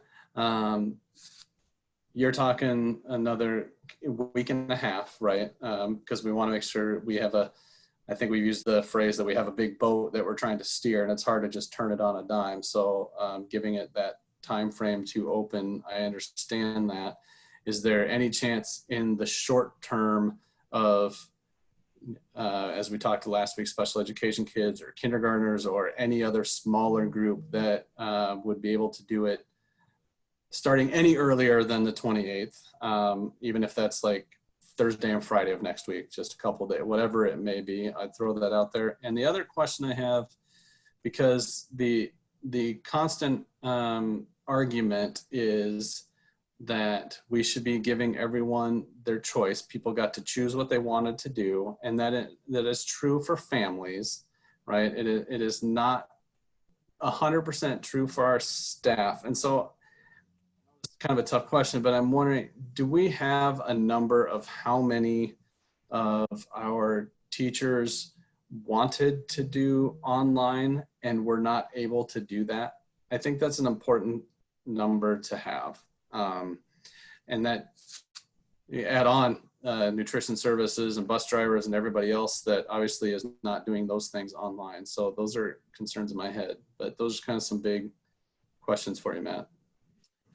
Yeah, well, I think the second one, if that's a question, Sean, we could definitely bring back that data. I'm not sure that we have that data tonight to know how many of those requests were satisfactorily granted when we had teachers that wanted to teach online. And I would say, honestly, part of our puzzle has been that some of those requests have been maybe met halfway, where they were able to do some online, but not fully online. And so when we would move to a hybrid, they would still have some in-person instruction, especially at our secondary level. And so we could definitely bring that number back, or I can email the board that information once we have it. I don't think we were planning on sharing that number this evening, but I'll give the HR guys here a minute to see if they might have that, if they want to. In all fairness, I wanted it to be kind of made public, just because we've been told that staff had the choice just like families did, and it's not. Yeah, not every staff. Not 100% true. I mean, it's fairly true. I mean, folks were given a choice, but not everybody was, or not everybody was able to be granted that choice. And so I just want to be very clear on that. Yep. And so, yeah, we can present that publicly, even if it's next week. We can email you information before and still present it publicly. The second one is, I think the thing we have to remember is we've been talking about this a long time, and I understand the stress and the pressure that families are under with this. We've had 1 week of online instruction, and this will be our second week. And so, yes, we'd be talking about a third week, which is not ideal, for obviously instruction. But at the same time, we have a commitment to health and safety, and we have a commitment to our metrics. And once that number is below 10%, what we've talked about all along was a week-long transition. To do that, our teachers have been working super hard day and night to try to get the online experience to a positive place. We aren't going to sugarcoat it and say that that's went without hiccups or without problems and without issue, because it has. I mean, that's the truth of the matter, that we do run into those problems, and we have tried to work through them, and our teachers are doing the best they can to work through them, and that we need to continue to try to improve and do better, but also try to show each other grace as we work through that situation. So the point about your question around the transition, Sean, with special education students, that process happens through IEP teams. So as the IEP teams make decisions around goal areas and instructional methods for students, then that's when that process would begin. I mean, those timelines are kind of contingent on those IEP teams meeting and how they decide to make decisions and then bring those students to campus. So those may or may not be happening in a shorter time frame. I think with whole grade levels of students, what we want to be careful of with doing anything sooner before our system doesn't is just we just still need to have a serious adherence to our health and safety mitigation techniques. So if all of this goes as projected, we want to make sure our teachers have had their appropriate training and time to do that. We've given some of that over the summer. Our teachers have been with us since the 31st of August here, and they've had a lot of information around online learning. We need to get them a lot of the drilled down to the classroom level around the health and safety mitigation efforts as well during that week of transition, and make sure that our buildings are ready to go from day one with that. And so honestly, our position is that transition should happen for grade levels at the same time instead of breaking out certain groups. And I know, again, that's not perfect, that we want to get students back on campus. And I think that's been a little bit lost in this conversation, that people that are contacting us think that we have some side agenda about trying to continue to run an online experience. That is not the case. We are all educators. We're all best in the classroom in front of people. And so we're trying to balance a real serious health and safety concern with knowing what's best for our students. And we understand the mental health component and I would say the stress this has continued to put on students and on families, and we know that's real. And so we're trying to work hard to make sure that we can bring them back as soon as we can.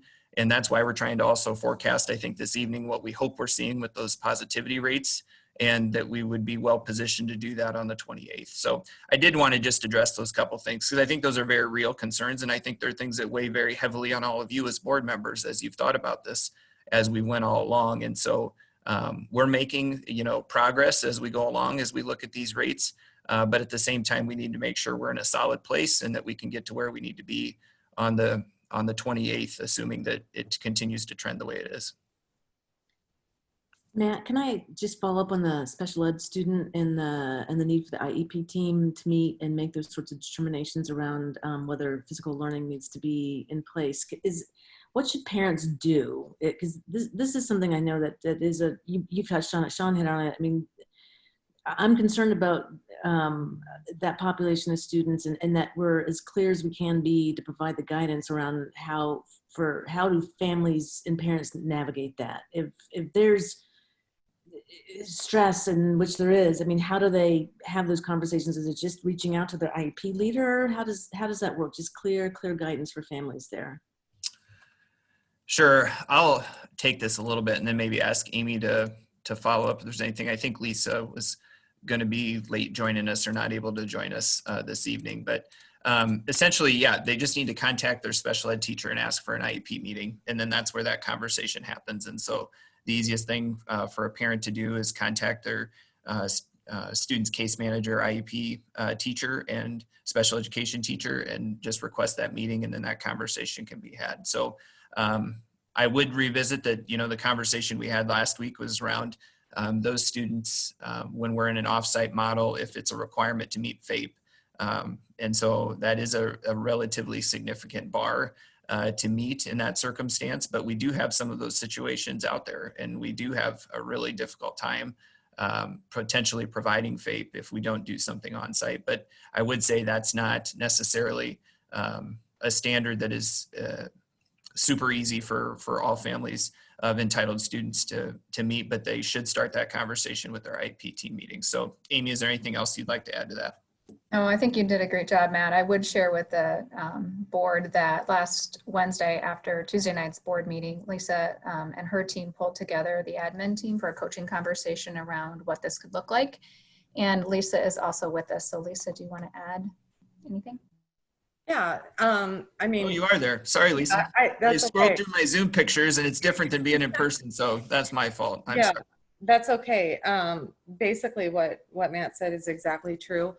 That, yeah, the best place to start is always with your IEP case manager, because that is the person that's most available.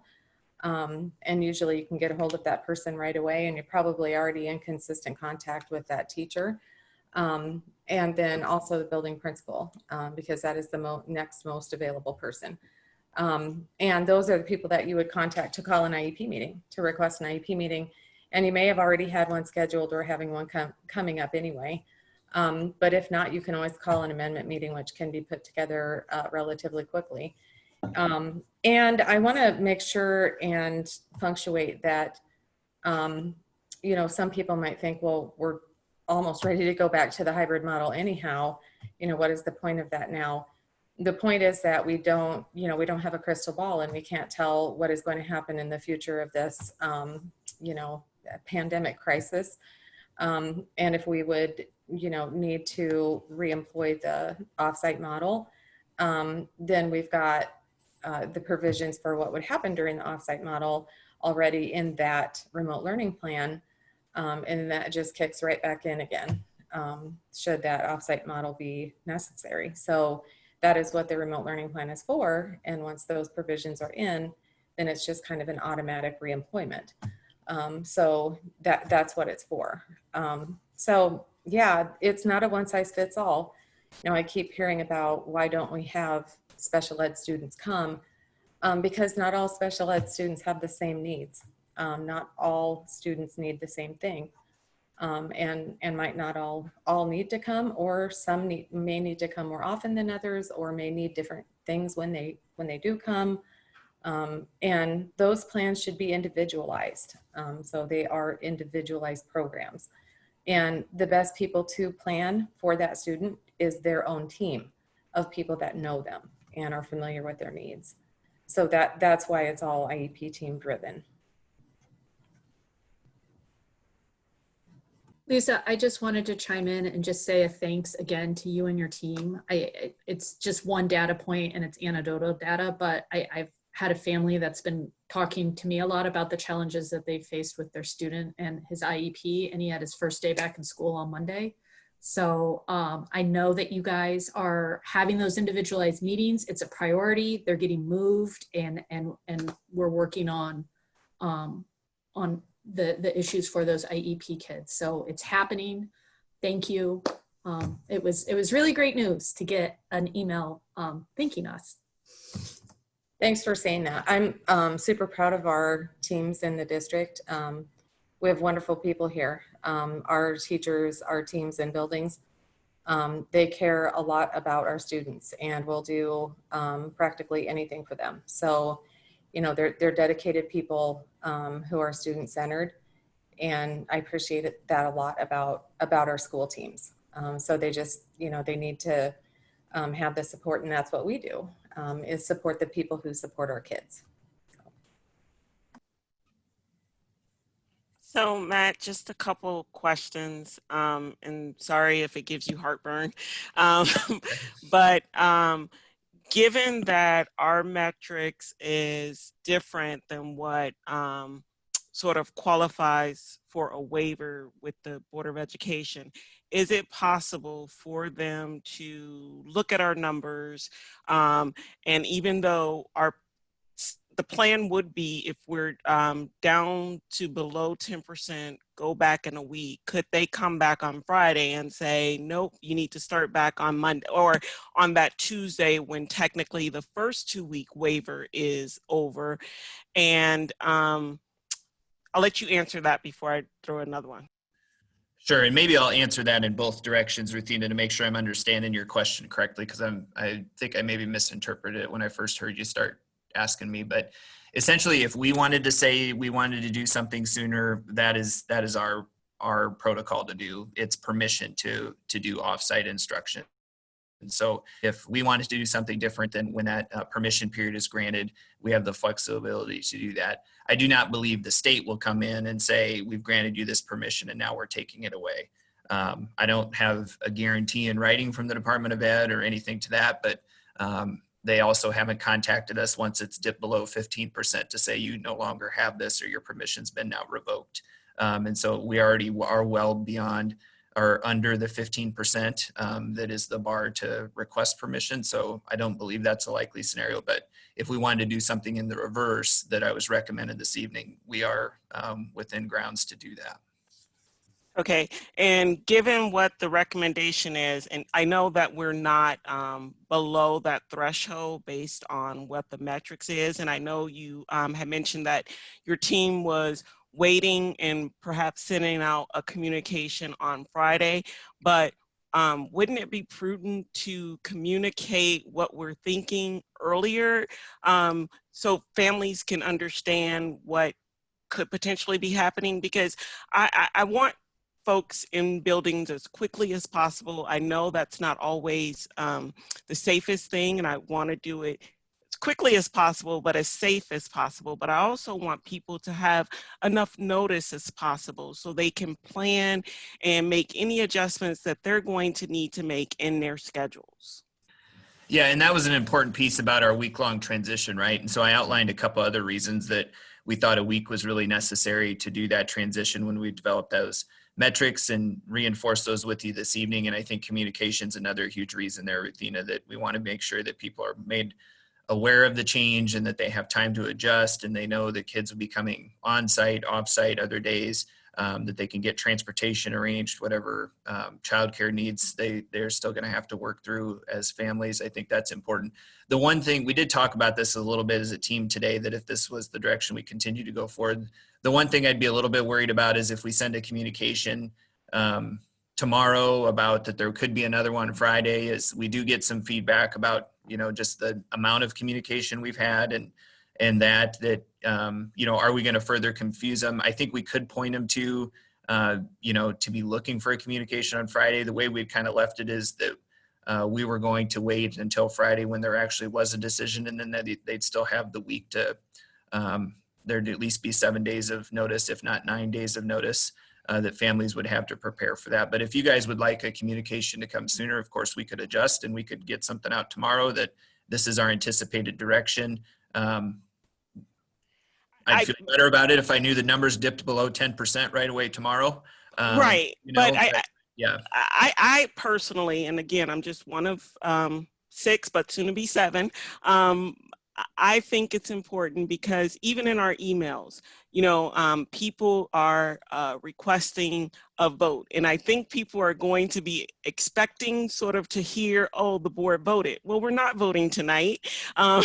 We're listening to your recommendation. Oh, I understand what you're saying. So I think instead of waiting on another decision about what are the, exactly. Maybe we could look at something more robust about how these decisions are going to be made or what that even looks like moving forward about what is our process. I'm not sure that we've done a lot of that in our communication because I think people are anticipating a vote from you guys every time. And really the process. Exactly. My understanding is we use the metrics and we essentially kind of come back to you guys and tell us, we have the conversation about where we're at and what the next steps are. So, I mean, you're right. And unless we tell your recommendation, we have that conversation where we shoot down your recommendation. And then that's something totally different. But since the metrics was approved on September 1st, that's what we're operating on. I personally think that communication has to go out sooner rather than later.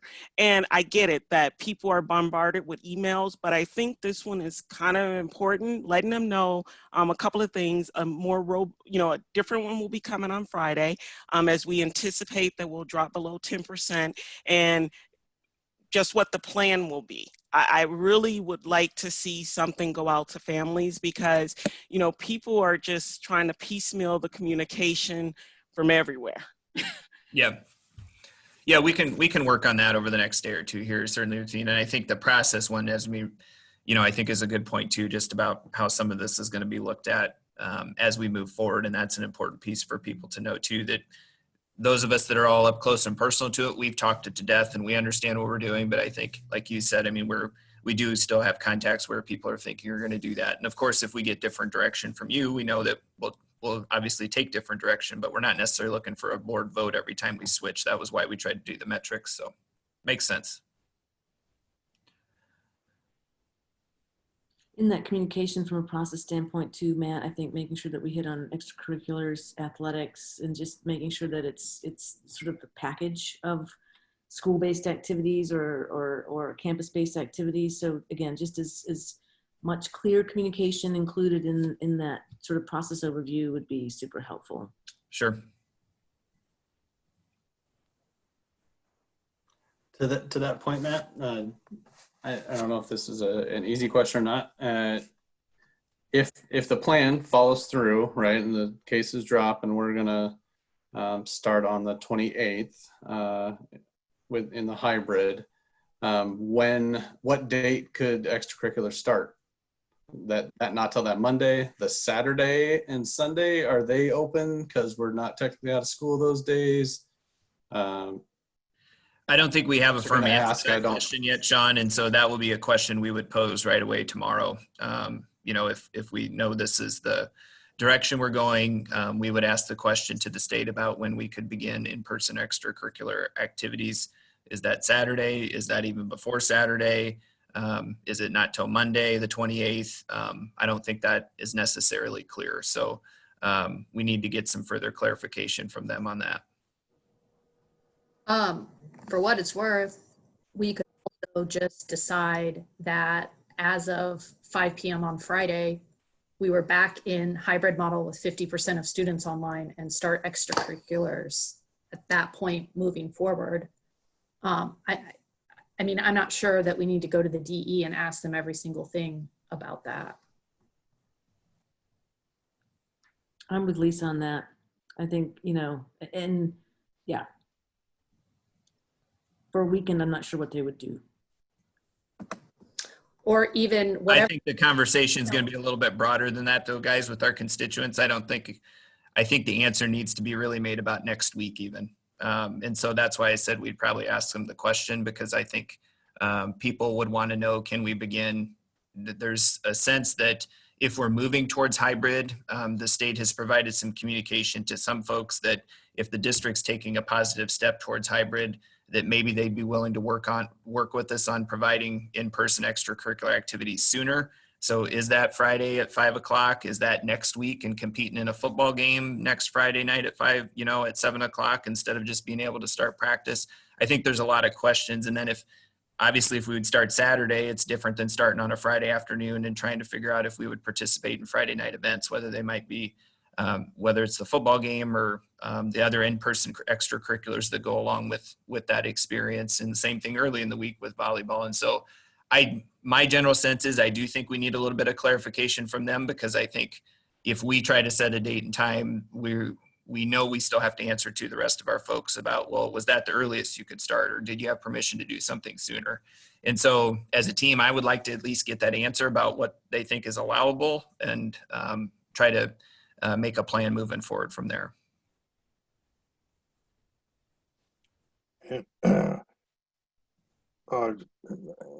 Just let me ask this: Are we going to start extracurricular activities with audience participation and crowd participation, or are we still holding off before we make that step? I don't think we've answered that question for sure internally, Charlie. Of course, when we shut down the crowd, it was because we were experiencing that severe spike, you know, before that time period, we were allowing fans. And so we haven't had a conversation about that internally. I could say general sense is, you know, if we were holding these extracurricular in-person events before and we were allowing spectators, we would tend to go back to that if our health and safety conditions were similar to the situation we were experiencing before we had the spike. So that would be my general thought about where we would head with those, instead of having no spectators like we were in for that week while we were experiencing the spike. Should we get some advice from the Health and Safety Committee on that question? I'm not sure that the Health and Safety Committee is, I'm not sure they would add anything further to that conversation at this point. I mean, we talked to them about extracurricular activities as we did our planning for that. And so part of this is we should have an operational response to that. And I think that's the other thing I would add with our potential return to a hybrid plan is we do have an operational response or a management response when we do have a confirmed case, and we know how to deal with those. And I think that's how we've handled the extracurricular activities. I think the thing that we've learned from health and safety is about how we contact trace and how many fans you allow in, and then the problems you either create or don't have, depending on what you allow for spectators at those events. And so we can double check that, certainly with our health and safety group that's been working through that, making sure that we're doing the best we can on some of those things. But I think, we already had a response to that, and we'd already kind of been existing in that fashion. And so it would seem abnormal for us to not go back to that now that our health and safety conditions have returned or potentially are returning to a somewhat acceptable level here.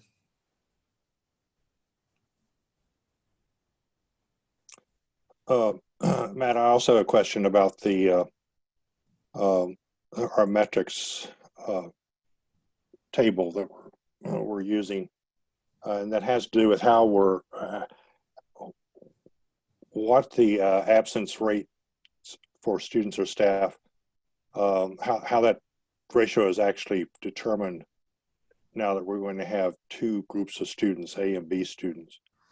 Can you remind me if maybe we've discussed this already or not, but I can't remember.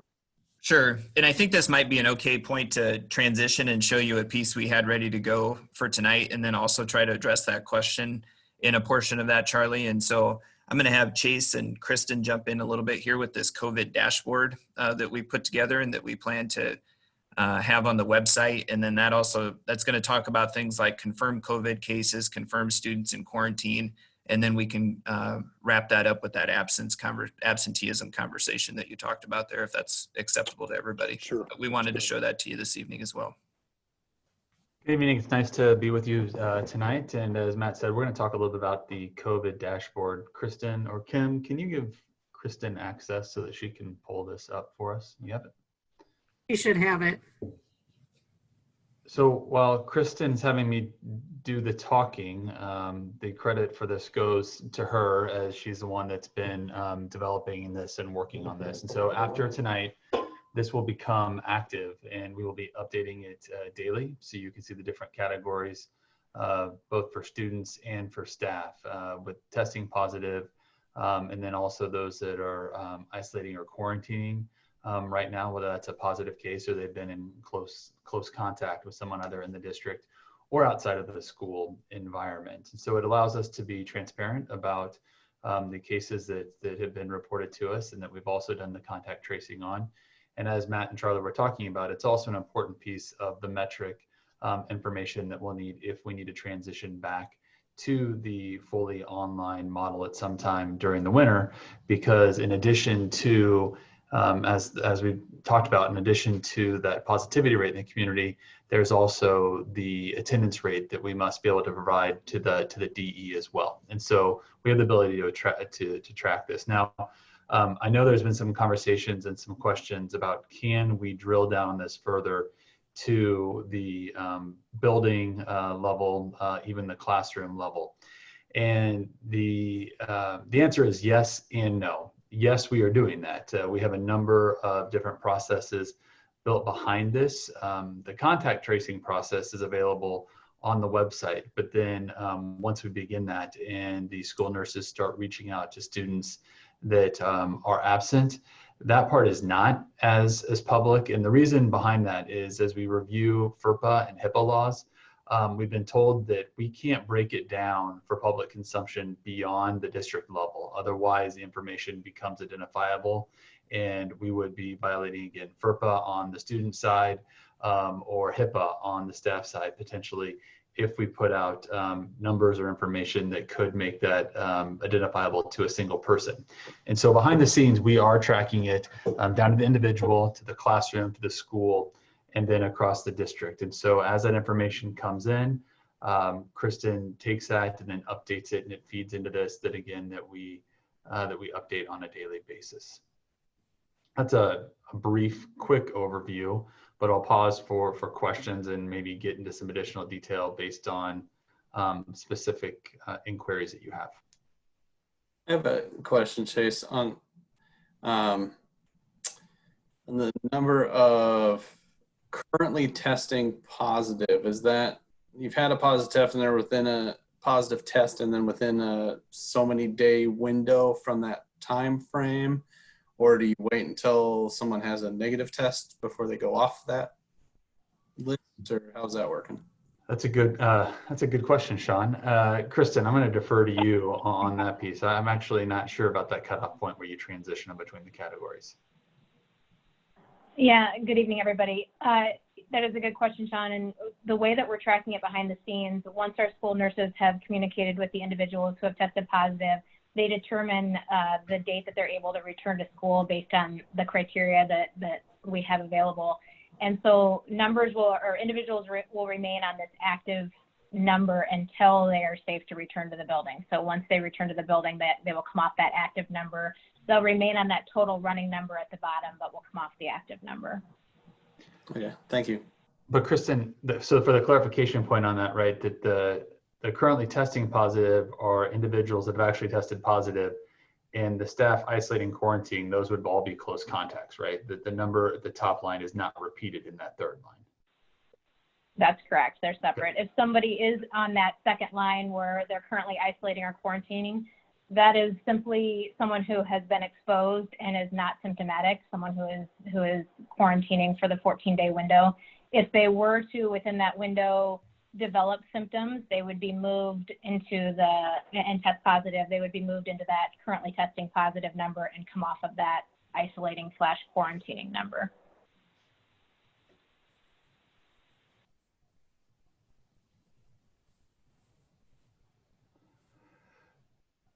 Krista, maybe you answered this already. Under the students column, the number testing positive is 4, no quarantines, and the total number is 8.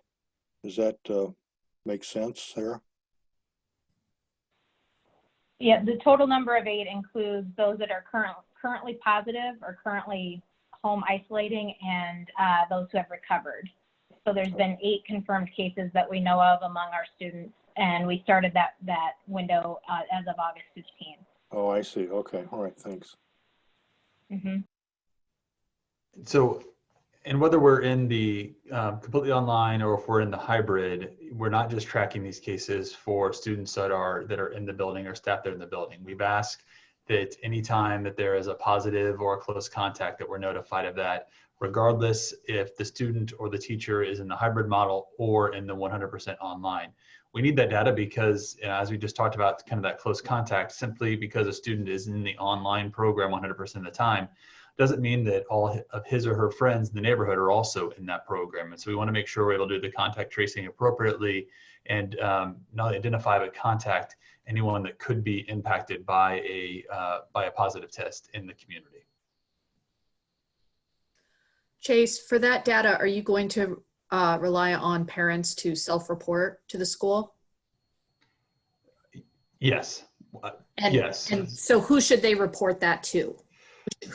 Their classroom teacher or the school principal directly. Where our school principals are kind of that intake point because they have those best relationships with our families and our teachers from that admin level. And so we're asking that either the teachers or students or families give that information to the principal. Then the principal contacts about 5 people, including Kristen and I, along with our district health specialist, and then the school nurse, and then from there, and the custodian. And then from there, the 5 of us take on different parts to move through the contact tracing process.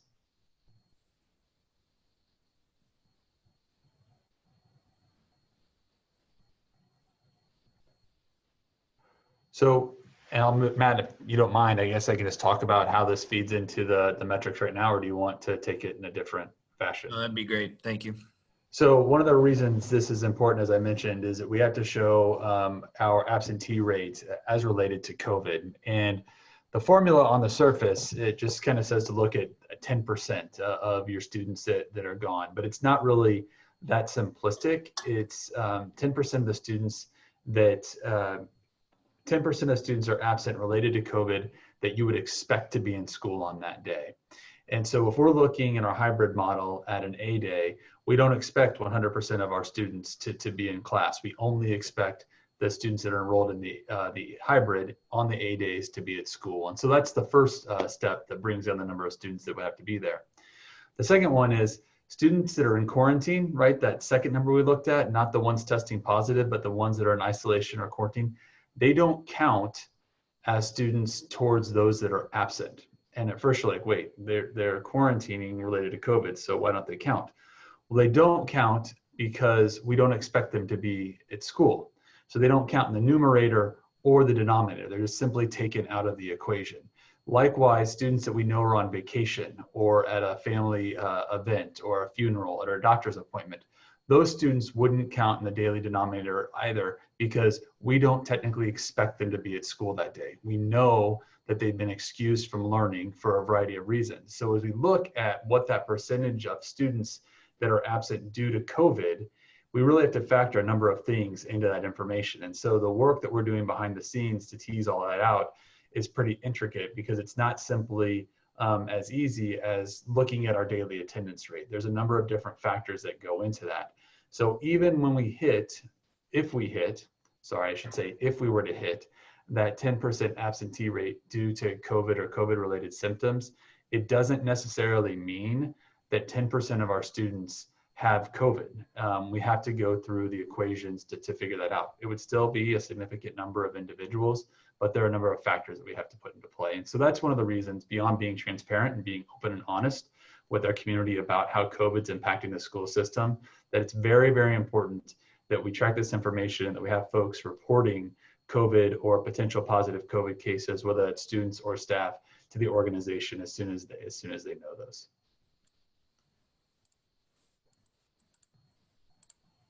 So Chase, can you talk about how the denominator is determined? Is the denominator by building? Can it be by building? Can it be by building A and B within that building? Or is it? It can be based on what the DE shared. You can, and Matt, step in here if I get off track, but memory serves, you can look at it by building, Charlie. So we could look at building A. And that's one of the things that the DE talked about, that if it was more than 10% in a specific building, you could talk to the DE about a waiver for that building like we did for the entire district. So you can look at it by building, or we can look at it by district. Right, and that's why we'd want to look at it by building, because we could get into a scenario where we may need to handle a building situation differently than we would the whole district.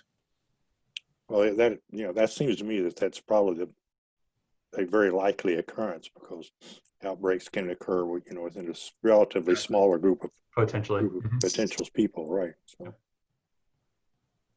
and do we know how to do that yet, or we're still figuring out? Know how to do what, Charlie? How to assess whether or not a building outbreak has occurred using this approach.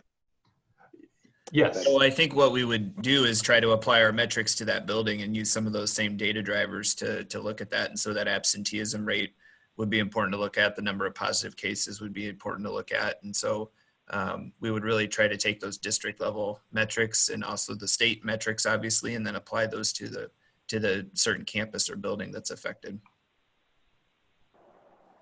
And Charlie, I'll jump in here for just a second. Behind the scenes, we are collecting that data by building. So yes, we could look at a specific building's data and the number of students who are expected to be on site at that building to get that building level number.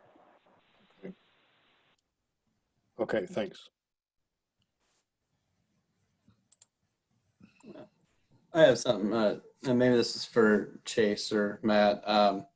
I did have a follow-up meeting after the faculty senate meeting with the moderator. And one of the things that we talked about was, it was at some point kids were going to be in school and staff was going to be in school. And the important part of it after that is how quickly, can we address You know, if a staff member gets sick or something like that, or has to be hospitalized, like that's an important piece to react to quickly in order to not contribute to spread as an entity.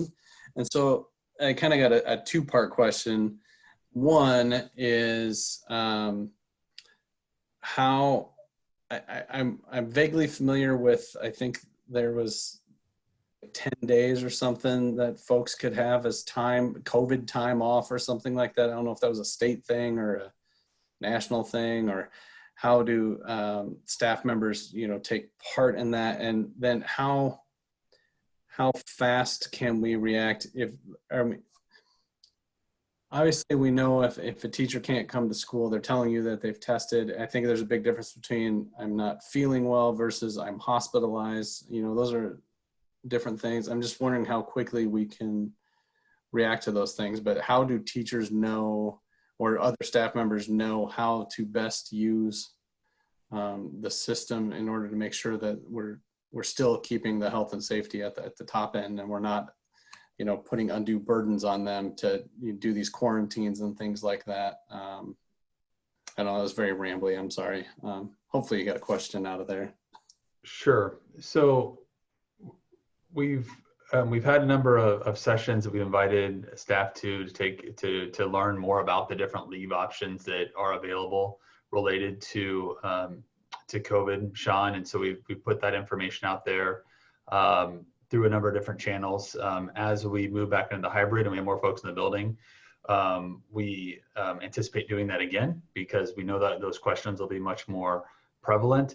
Also in the Return to Learn document that we published a couple weeks ago, and then another set of documents that we provided to the staff, there is a page on there that really talks about, hey, I'm not feeling well. Should I come to school or should I come to work? Back in the spring, it was kind of that health check we talked about. And remember, as things have progressed, when we started, it was every time somebody comes to the building, you should run them through this set of questions and take their temperature. And the advice from Johnson County Public Health and the CDC has changed to people should really be doing these health screeners at home every morning before they come.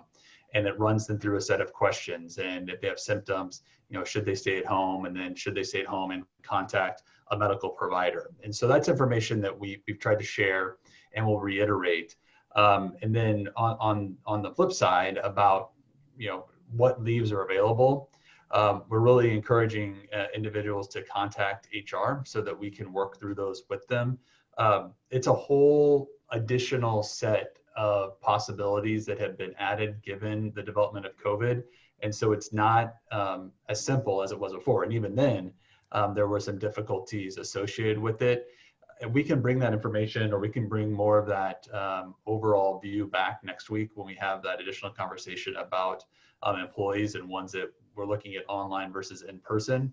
But really, it's just kind of that providing that general information, but then also encouraging people to contact HR and to work through those options with them, even if it is just for one day or a couple hours, a week, 2 weeks, whatever that might be.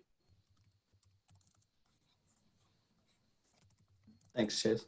And then there was a second question there about how quickly we can turn on some of those as we're doing the contact tracing. And what I should have started with is we're not doing this alone. Our school nurses and Jess Emerson, our school nurse coordinator, are awesome, but they are in near daily contact with Johnson County Public Health. And so we are working in lockstep with them. They are our go-to in terms of advice. And from the time that we learn of a potential COVID positive to when the contract tracing is done, Jess and the team can do that in about 2 days. That doesn't mean that we're not taking any action prior to that, but that's really kind of what they've targeted from beginning to end. And most times, if they're able to get a hold of the person, it can happen much more quickly. And obviously we take some steps when that comes in, if that person's in the building, to send them home immediately so that process can begin. But I do want to reiterate, this isn't something we're doing alone. It's something that we're doing in partnership with Johnson County and taking our advice and taking our cues and the guidance from them as the experts in this, just trying to really execute it in a way that keeps all our staff and students as safe as possible. Chase, thanks for bringing up school nurses. are we going to be able to get the 3 additional positions filled here by the time we go to hybrid? Laura, I don't want to put you on the spot, but or Nick, I haven't been as involved in the hiring of the new nurses as Nick and Laura are. So I would, if they want to give an update on that, I think that'd be great. Charlie, you were just asking about just a general update where we are in the process. Yeah, we've had several good applicants, and we have not notified anybody about any change of placements yet, but that will need to obviously occur. Where nurses currently are now, the good news, as you all decided and supported us with adding the 3 nurses, then will necessitate some shifts in their current assignments.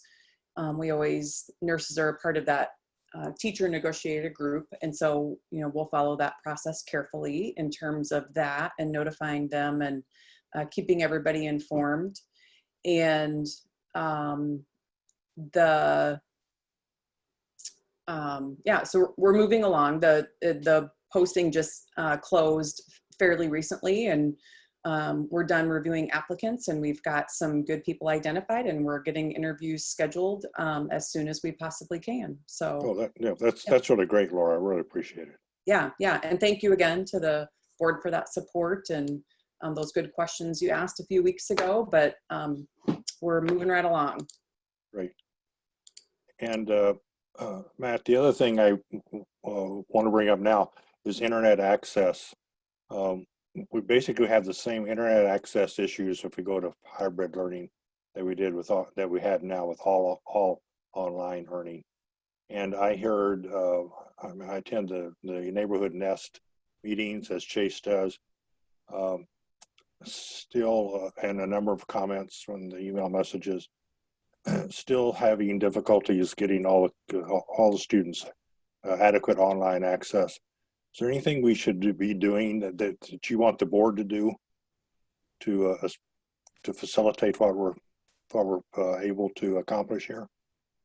Just grinning because you guys just worked right through my order of business tonight. We went special ed, we went right to then the attendance component and the COVID dashboard, and then we hit nurses, and now we're going to get right to the tech update. So I'll turn it over to Adam and let him give you a little overview about where we're at with technology and some of the influx of requests we've been getting, and then how the tech team is working through that. So I'll let Adam jump in here, Charlie. So thanks for that question.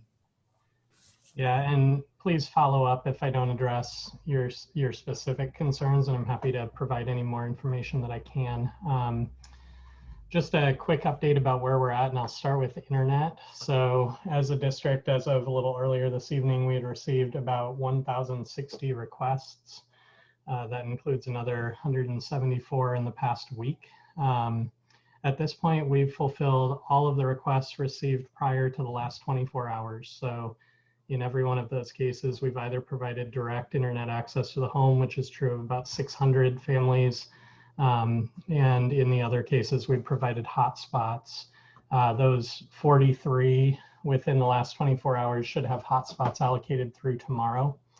And this may address your question perhaps more directly. At this point, we're essentially caught up with the requests we've received. Every now and then I get feedback about a student or students who don't have internet access, but we don't have any requests for. So I usually provide, here's how the family can submit the request, or here's how the building staff can help facilitate that request to get to us. That said, we've definitely received some concern about hotspot bandwidth in particular, and that's been a challenge for us. So just so that you're aware, we provide hotspots through 2 different programs. One of them is a grant, that's Sprint's 1 Million project. And we've been part of this project now for 3 years, and they've ramped it up pretty substantially with the COVID situation. Those hotspots are capped at 10 gigabytes per month, and we have no district discretion to raise that amount. It's provided through the grant program, and it's a standard nationwide at that 10 gigabytes, which I don't think is adequate. And I'll circle back to what we're trying to do about that. But it is a limit that they've increased and over the years, and they increased again last spring. So we try to allocate the 1 million grant hotspots in as limited a fashion as we can because of that limit. The other program that we provide hotspots through is a district funded program. We use the company Khajiit, which is probably the largest provider of education focused hotspots. They operate on the Verizon network. Those are allocated 25 gigabytes per month from a shared district data pool. And that's an amount that we really try to calibrate as closely as possible to actual usage statistics. But we are still limited by, we have this number of hotspots out and we have this much data available. That 25 gigabytes obviously goes a lot further per month than the 10 gigabytes. So we prefer to give those out first. And those are the bulk of our hotspots at this point. All of that said, we don't, as a district, have the financial resources to provide unlimited data hotspots. And because of that, we really view the hotspots as a temporary solution. Within the last 3 weeks, we've received, I think we're right around 400 new requests, a little bit over 400 new requests for home internet. So almost actually all of those have been served through provision of hotspots, but that's not something we intend to be permanent. So we continue to install service direct to the home, which is really our ideal, because it doesn't carry those data caps and it's easier for that service to service multiple students in a household. At this point, I mentioned we've connected about 600 families with direct to home service almost entirely through MediaCom. We are continuing to do that, and we're actually working both with MediaCom as well as with IMON. And that's kind of a long-term funding, part of a long-term funding solution we're looking at for this. So IMON got a grant and is working with us to provide fiber internet to the home at no charge to the district or to families. And we've provided, based upon their grant eligibility, an initial list of 182 families that they're working to contact and get that service installed for. Many of those families are families we have allocated some of those hotspots to because they reported to us that they had no internet access. So the ideal is once we're able to allocate that home access directly to the family wherever possible, then with our Khajiit hotspots where we allocate data from the district data pool, it'll allow us, as the hotspot number drops, to allocate more data per month to those students who are in situations where we can't provide internet service directly to the home. So that's kind of the long-term goal is, the hotspot allocations are essentially temporary. And once we're able to get more families on direct to home connections, then hopefully we can make those hotspots even more usable by increasing the individual hotspot data allocations on a monthly basis. So we're working with that. The other program that we're working with right now is with T-Mobile, which recently acquired Sprint, which is the company that funds our 1 million grant.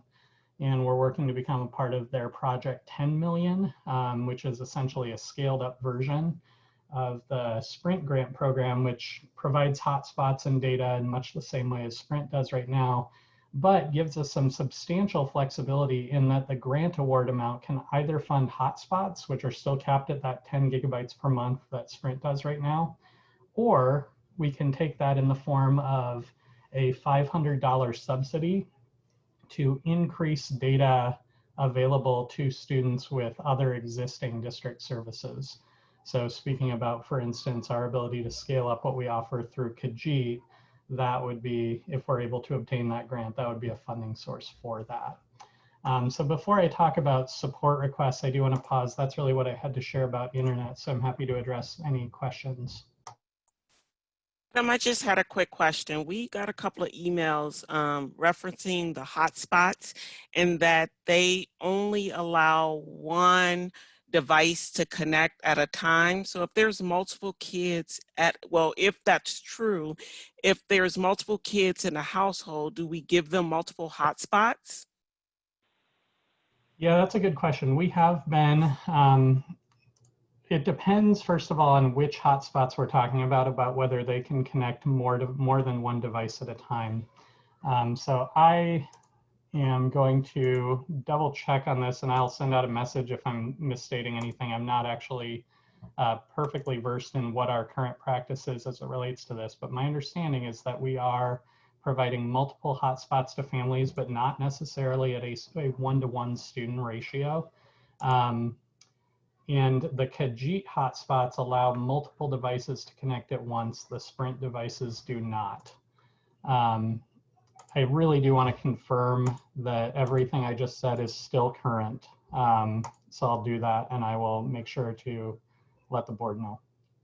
Okay, and so if we get those things, that's something that we can forward on to Matt for him to get that to your team, that we have families reporting that it's only allowing one device. Yes, correct. Yeah, and there's a comment And in it the sounds chat like in from that sense, Ruthina, there are some of the hotspots we put out where that may be the case. And I think what Adam's explaining, then we've tried to get them an additional hotspot, but it may not be that we have, if this family has 4 students, we may have provided 2 hotspots. And so then I think that's what Adam probably wants to check on then. Are those the Khajiit hotspots, or are they the Sprint hotspots? And then how are we deploying those out in multiple fashions? So this is one of the areas where we've continued to try to work on, and that, you know, we've continued to try to work through in the spring. I'm thankful for Adam that, you know, we've been working on this program for 3 years. And now that we desperately need the situation, we've been better positioned, but it's definitely not perfect. And so, yes, I would say as you get those, you know, please pass those over to us so that we can respond to those quickly, like we've been attempting to do. Yeah, and Matt, I know we've been trying to we've been trying to get good service to every student. I understand that. We still get comments like this from the chat tonight that says that their hotspot request, they only have one hotspot for the entire family, and another person says that people have MediaCom service but are in arrears on their payments. They're not able to get MediaCom cuts off their service, and they can't get the service restored unless they catch up on their bills. And you know, we're not scolding, but we're requiring students to have internet access to participate in learning. So we just have to figure out how to do this. And again, if we don't, you know, if we don't have enough money going into IT right now, well, let's get a request to get some more funds here. And Charlie, I can speak to the issue as it relates to MediaCom's policy about connecting households that have an outstanding balance with MediaCom. That is MediaCom's corporate policy. In those cases, if we can work with another ISP, for instance, if they're in IMON service area, that's something that we'll still work to connect that household directly as our ideal, but provision of hotspots is the other alternative that we have. At this point, we have not been able to work around that MediaCom policy. Yeah, and I know that's not our deal. It's not our fault, but still we have to get. Still with hotspots or some other ways, we have to get internet service to every student that's adequate for that student's needs. Adam, could you talk a little bit about, we've heard a number of emails about the Chromebooks not really being adequate to run Zoom and folks having issues with that. Could you talk about that a little bit? You know, I know that we've tried to take some steps to limit the number of extensions installed on Chromebooks, which can cause high processor usage, excuse me. Chromebooks are ubiquitous in education. I mean, there's the Chromebook platform itself is the overwhelmingly most heavily used platform in the nation as it relates to engagement in an educational setting, including use of services like Zoom. You know, the Chromebook platform itself is capable of running Zoom. Like I said, we've tried to take some steps to improve that quality of use. But at the same time, you know, our approach is one that I think is about the best balance we can strike between what's both financially feasible and supportable and adequate for delivery of our educational program. You know, I'm not going to pretend that having a Chromebook is, you know, as good as having a MacBook or something, but at the same time, the support and the funding realities in terms of acquiring those resources are very, very different. Thank you. Other questions about internet, and then I'm happy to speak a little bit to the support side as well. I'm interested in hearing the support side because I put a support ticket today, just so you know. But similar to JP's, the story I get on the Chromebooks and Zoom is specifically the more people that are on the Zoom, the more video that it seems to be trying to process, the worse it gets for folks. That's just the general theme that I've heard, and from my own kids as well. So if there's, you know, 8 to 10 faces on the screen, it seems to be okay. But once it gets over that, you know, 12, 15 people on there, it really starts to struggle with processing. And so I don't know if that's what everybody is seeing, or that's what you're hearing, Adam, or am I? Yeah, I mean, I don't know that we're hearing that, you know, from everybody, you know, and that's where we've really targeted, for instance, those extensions and being able to either remove them centrally in some cases, or give users the ability to remove extensions that we previously pushed out that they might not use. So an extension like Screencastify for screen recording is something that we push out to all, or we used to push out to all Chromebooks, but we've recently made a change that allows users to remove those. So one of the things that our help desk has been doing is suggesting that as a step. And there are a handful of other support steps that we've taken to try to address that issue. At a fundamental level, though, I mean, our Chromebooks more than meet required specification for running Zoom. You know, and I personally have used Chromebooks for Zoom meetings a number of times throughout the summer without issue.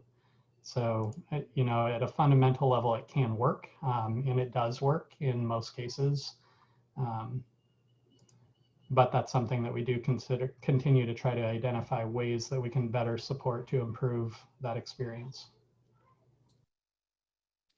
And Adam, you know, a big thanks to you and your team for, you know, working as hard as you are doing in addressing those open tickets and open requests. I really do appreciate that, because I know without a strong IT department, we wouldn't get the devices out to our kids and families as quickly as needed. Just a quick question. You were saying about removing extensions. Is that something families could do, or is that something they have to bring in a device for? Yep, that's something that can be done by students or by families. And that's something that when we get, you know, for instance, when we get support requests related to Zoom performance, that's been one of the steps that we suggest. Is removing, you know, unused extensions, that sort of thing. And there are other steps that we've suggested as well. And in some cases, you know, we do look at hardware repair or replacement as a potential issue. One of the realities with Chromebooks is that they're not particularly hardware dependent. You know, there are certain key specifications that we need to meet and that our Chromebooks do meet. But unlike a Windows PC or a Mac, where, you know, you might run into high processor utilization because of what you're running, the nature of Chrome OS tends to make that less of an issue, which also simplifies support a little bit in those cases. But So, we try to put as much in, you know, make as much available for service by the student or by the family in the home as we can. So since, you know, it could be families out there just living with the issue of Zoom not properly working for them, do you think it would be beneficial if like a communication went out to families explaining the steps on removing some of that stuff that can cause it to slow down, or would you prefer to wait to have that come in? I just want to make sure people are getting the access as quickly as possible. And sometimes people don't know that it could be relatively simple thing as removing extensions, as you've talked about, to solve their issue.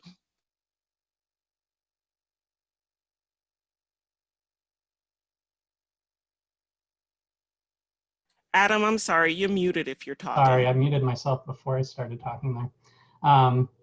You know, we have discussed within the last couple of days getting a message out that focuses on technology resources, and that would be the sort of thing that we would include.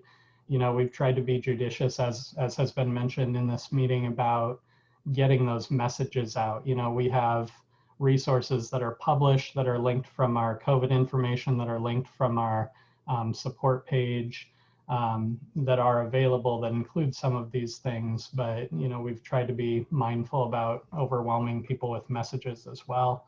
You know, I know that this is an issue that's affecting a lot of people. I don't know that it's an issue that's affecting our students universally. In fact, I think it's not.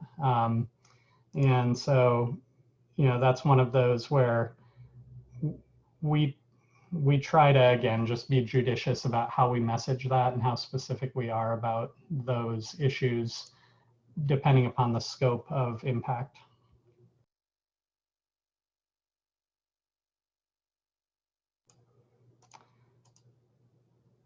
I might jump into really quick, and then if there are any further questions, happy to address them, kind of an overview of where we're at in terms of our support requests. You know, as I mentioned last week, that's been a real challenge for us. We experienced a surge that was far higher than what we expected going into this start of the school year. Just a quick update about where we're at right now. We currently have about 1,400 open technology support requests. That's down from about 2,100 last week, and last week we were receiving typically over 500 requests per day. This week we've been receiving about 350 new requests per day, and we're able to process and resolve about 500 per day. That said, beginning tomorrow morning, our help desk staffing will be temporarily expanded. We've looked at, or we are planning to use some temporary help desk staff there, and we expect to increase our throughput to about 700 requests per day, scaling up over the next few days. And that'll allow us to target our more typical response scenario, which is a response within 24 hours with really active prioritization of tickets by Tuesday of next week. So that's really kind of where we're headed trajectory wise. And that's our goal. You know, one of the things that's been a real challenge with the volume of requests that we've had is that we haven't had a great mechanism to prioritize requests. We try, you know, to go through and identify those that are prohibiting a student or a staff member from participation, but with that volume, it's been very difficult to keep up with that. So, like I said, we are beginning tomorrow morning scaling up our staffing and expect that that'll allow us to catch up a little bit. Temporary staffing increase is also critical, as we are going to need to direct some of our staff attention to preparation of classroom technology and other on-site prep for a return to in-person instruction.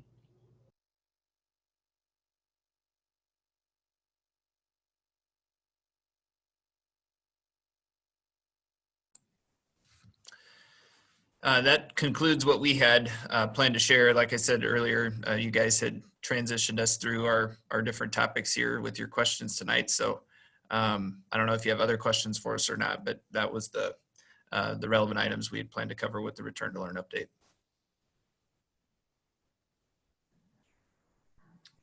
That was very thorough on a lot of things. I know there's still quite a bit of work to do on all of those topics. So I appreciate all the hard work from all the different teams. The teachers so far have been doing amazing work, and I know they'll continue to do that and whatever we're throwing at them. So I'm hoping we're giving them the support they need to make some of those transitions. I know they're going to be hard for the teachers as we do transitions. It's going to be hard on the students and the families as well, but it's a hard change. It's not just, I'm going to go from talking to a computer to talking in person. You know, there's more to it than that. So I appreciate all that work that's going on there. Directors, is there any other topics that we need to hit on either tonight or to make sure that we cover in the next meeting? As for me, I think I've been mean enough already, so I should stop. So.